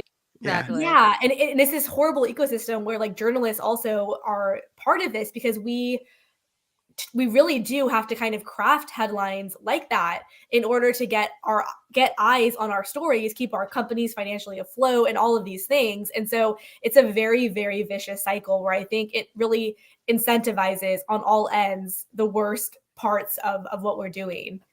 Absolutely. And it sucks, and I think we're all part of it. I mean, like you're talking about human nature, the sports team aspect of politics, how it's become, it's like my side against your side. And like, I'm a Niner fan. No way am I ever rooting for the Raiders. I don't care what's going on, but that's sports. This is people's lives and our safety and everything else. Both sides do it, but it's disappointing when you have something as important as this and they let politics get in the way. Exactly. I totally agree. And like, I can't stop stressing enough that they have a good intention of wanting to, prioritize rehabilitation, but you cannot do that if you do not have the infrastructure for it. And if you just start closing prisons and you don't have an alternative mechanism for people to get help, get rehabilitation, and also reflect on their actions, that is not good for anybody. And so I find it very disingenuous for them to say, oh, we want this, but then they're not doing it. And you're actually harming people. You're harming people by doing that. Right. And you can't take these righteous stands on criminal justice if you're going to not build that alternative infrastructure, and you're going to pass bills that do the things that you say that you hate, but that are authored by a member of your own party. Yeah. It's like a house of cards and I'll call out Newsom. I mean, it's like, I dream of a world that has all these things, as if we could just wiggle our nose and it's just going to come to be. As you're talking, I'm thinking of the care court, right? I mean, all these things sound great, but the human infrastructure, not there. The money, not there. We could start the process, but if it doesn't work quickly enough, people are going to say that it's a failure. They'll pull the funding, and then we're right back where, if not worse than when we started. And that's scary. That's really scary. No, absolutely. And I think we might see a similar argument kind of come to a head. And, the governor wants to put a ballot measure before voters in 2024. That would be a bond measure to build these sort of like behavioral health campuses, he's calling them, across the state. And what I find really interesting about that proposal is that it's sort of hearkening back to this idea of the state mental hospitals that were, more abundant in the past, and that were shut down because of the fact that they had abuses, they were not effective, and all of those things. And it's actually kind of similar to the whole prison and jail argument. We had these systems that were not effective and that harmed people, and we know that. And so we tore them down, and we reduced sentences and we tore down the mental health hospitals, closed them, but there was never anything alternative put in place. And so now they're like, oh crap, like we have all these people on our streets who are suffering and are severely mentally ill, and there's nowhere to put them. So let's go back and let's build another thing again. And it's sort of like we need to know what we're doing. We can't just keep tearing things down and building them back up again. And that's literally the definition of not progressing. Like you're just going back and forth between the same old things with different names on it. And I just think the state really needs to have a reckoning about, okay, you have these lofty aims, but how are you going to achieve them? And in the meantime, what is going to be that net that's going to hold people? Because otherwise they're going to end up on the street. Absolutely. Yeah. I mean, we can't go from A to Z. There has to be a buildup. We have to train people that, they have to be paid enough, because oftentimes these social service jobs are like the lowest paid jobs and they do the hardest work with some of the hardest people. Emily Hoeven, your article is linked in my show notes. I love having you on. I'm really disappointed that it turned out the way it is, but I know you're going to be following it and so much more. You're awesome. And we can't wait to have you back on. Thank you so much. Thank you. Thank you both, Kim and Nikki, for talking to me about this and giving it the attention it deserves. Thank you. Absolutely. Thank you so much. Have a good one. I'm so pissed off. I know. I'm so pissed off. You know what she did and what we did is we brought it to everyone's attention. She wrote it. We highlighted it. More people know now that domestic violence isn't considered violence in California. True. That you can rape an unconscious person, and it's not considered a violent crime. More people know that now. Hopefully people will write to their representative and say, listen, I know you're a Democrat, because most of them are, but why didn't you vote for this? Why didn't you vote for this? Hold people accountable, because I'll be doing that.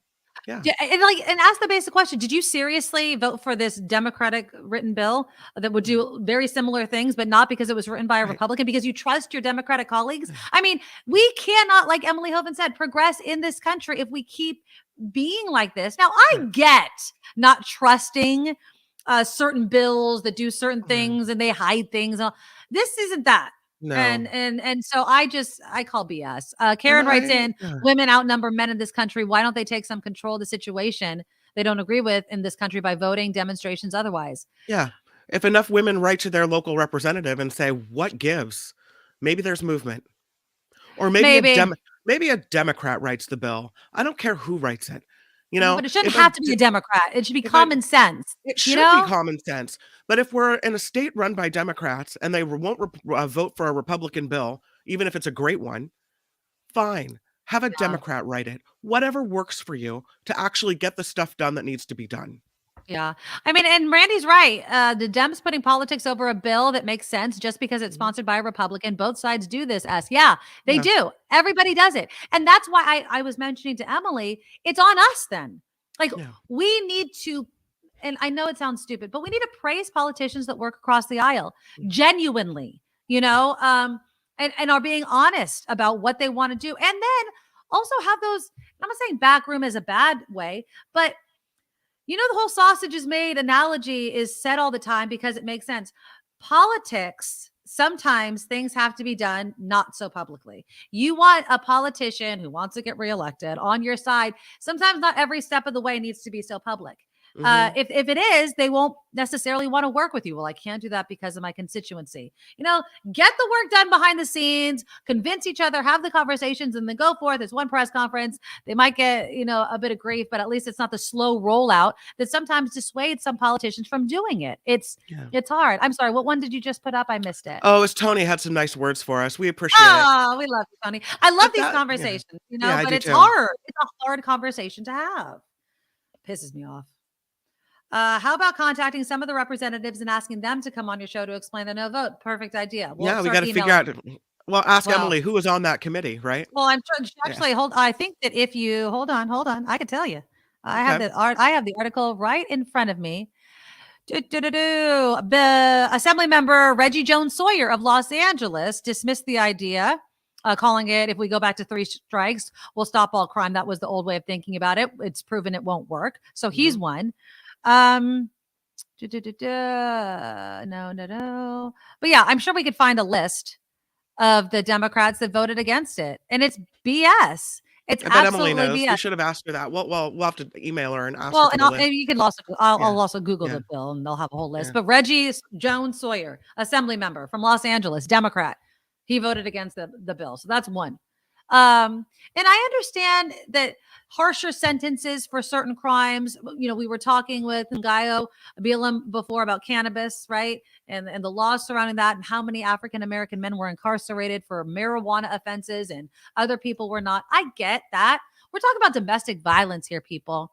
We're talking about crimes largely, not entirely, but largely against women and children. If anything should be considered a violent crime with all the sentencing enhancements that go with it, it's that. Okay. And so I won't be convinced otherwise, whether it's a Democrat or a Republican putting forth the bill. All right. Great show. Thank you all. Tomorrow's Friday. And I say this every time it's Thursday that I don't know what I'm going to do for Friday food. Can I tell you what was just brought to me? Oh, please. This is I've told you about this before. Is it the salad? It's the Pharaoh salad from the lunchette. Jealous. I can't It's got get the it candied here. almonds, the dressing, Ooh. the pickled onions. I know where I'm going to It's go got then the tomorrow. Pharaoh. It's got There's a goat new cheese. restaurant that's been around for a good. year, 1 year, and somebody that I follow on social media, that looks delicious. Somebody that I found on social media posted about this restaurant just yesterday. I forget the name off the top of my head, but I saw it. I went to their menu. They have amazing salads, and they have this really yummy looking salad. So maybe we'll do salad day tomorrow. I'll do no meat. I'll do salad for all my non-meat eaters. I know you guys are so proud of me. But yeah, I was like, and they weren't badly priced for a salad. Yeah. So I'll find a yummy, yummy salad to have tomorrow. If there's anything else, that's the Pharaoh salad. This is from the lunchette in Petaluma. Can you see the Lunchette. label? No? Yeah, the No, I lunchette. can't really see it. Right Okay. now. The lunchette. Shout out to the lunchette and shout out to all of you. Hold on, I gotta thank Wes. Gave us a $50 super Wes. sticker. So nice. Wes, you are so Yeah. sweet, and you also gave us $2 and $10 before. So thank you guys for supporting the show. Vilma with the $10 super sticker and a big kiss, mwah, as well as a Thank big you. kiss to Ms. Organic. Mwah. Yeah. You guys, please consider donating to the show. If you're a Patreon subscriber, consider maybe bumping up your donation. If you haven't become a monthly Patreon subscriber, maybe consider starting that. Break it down by day.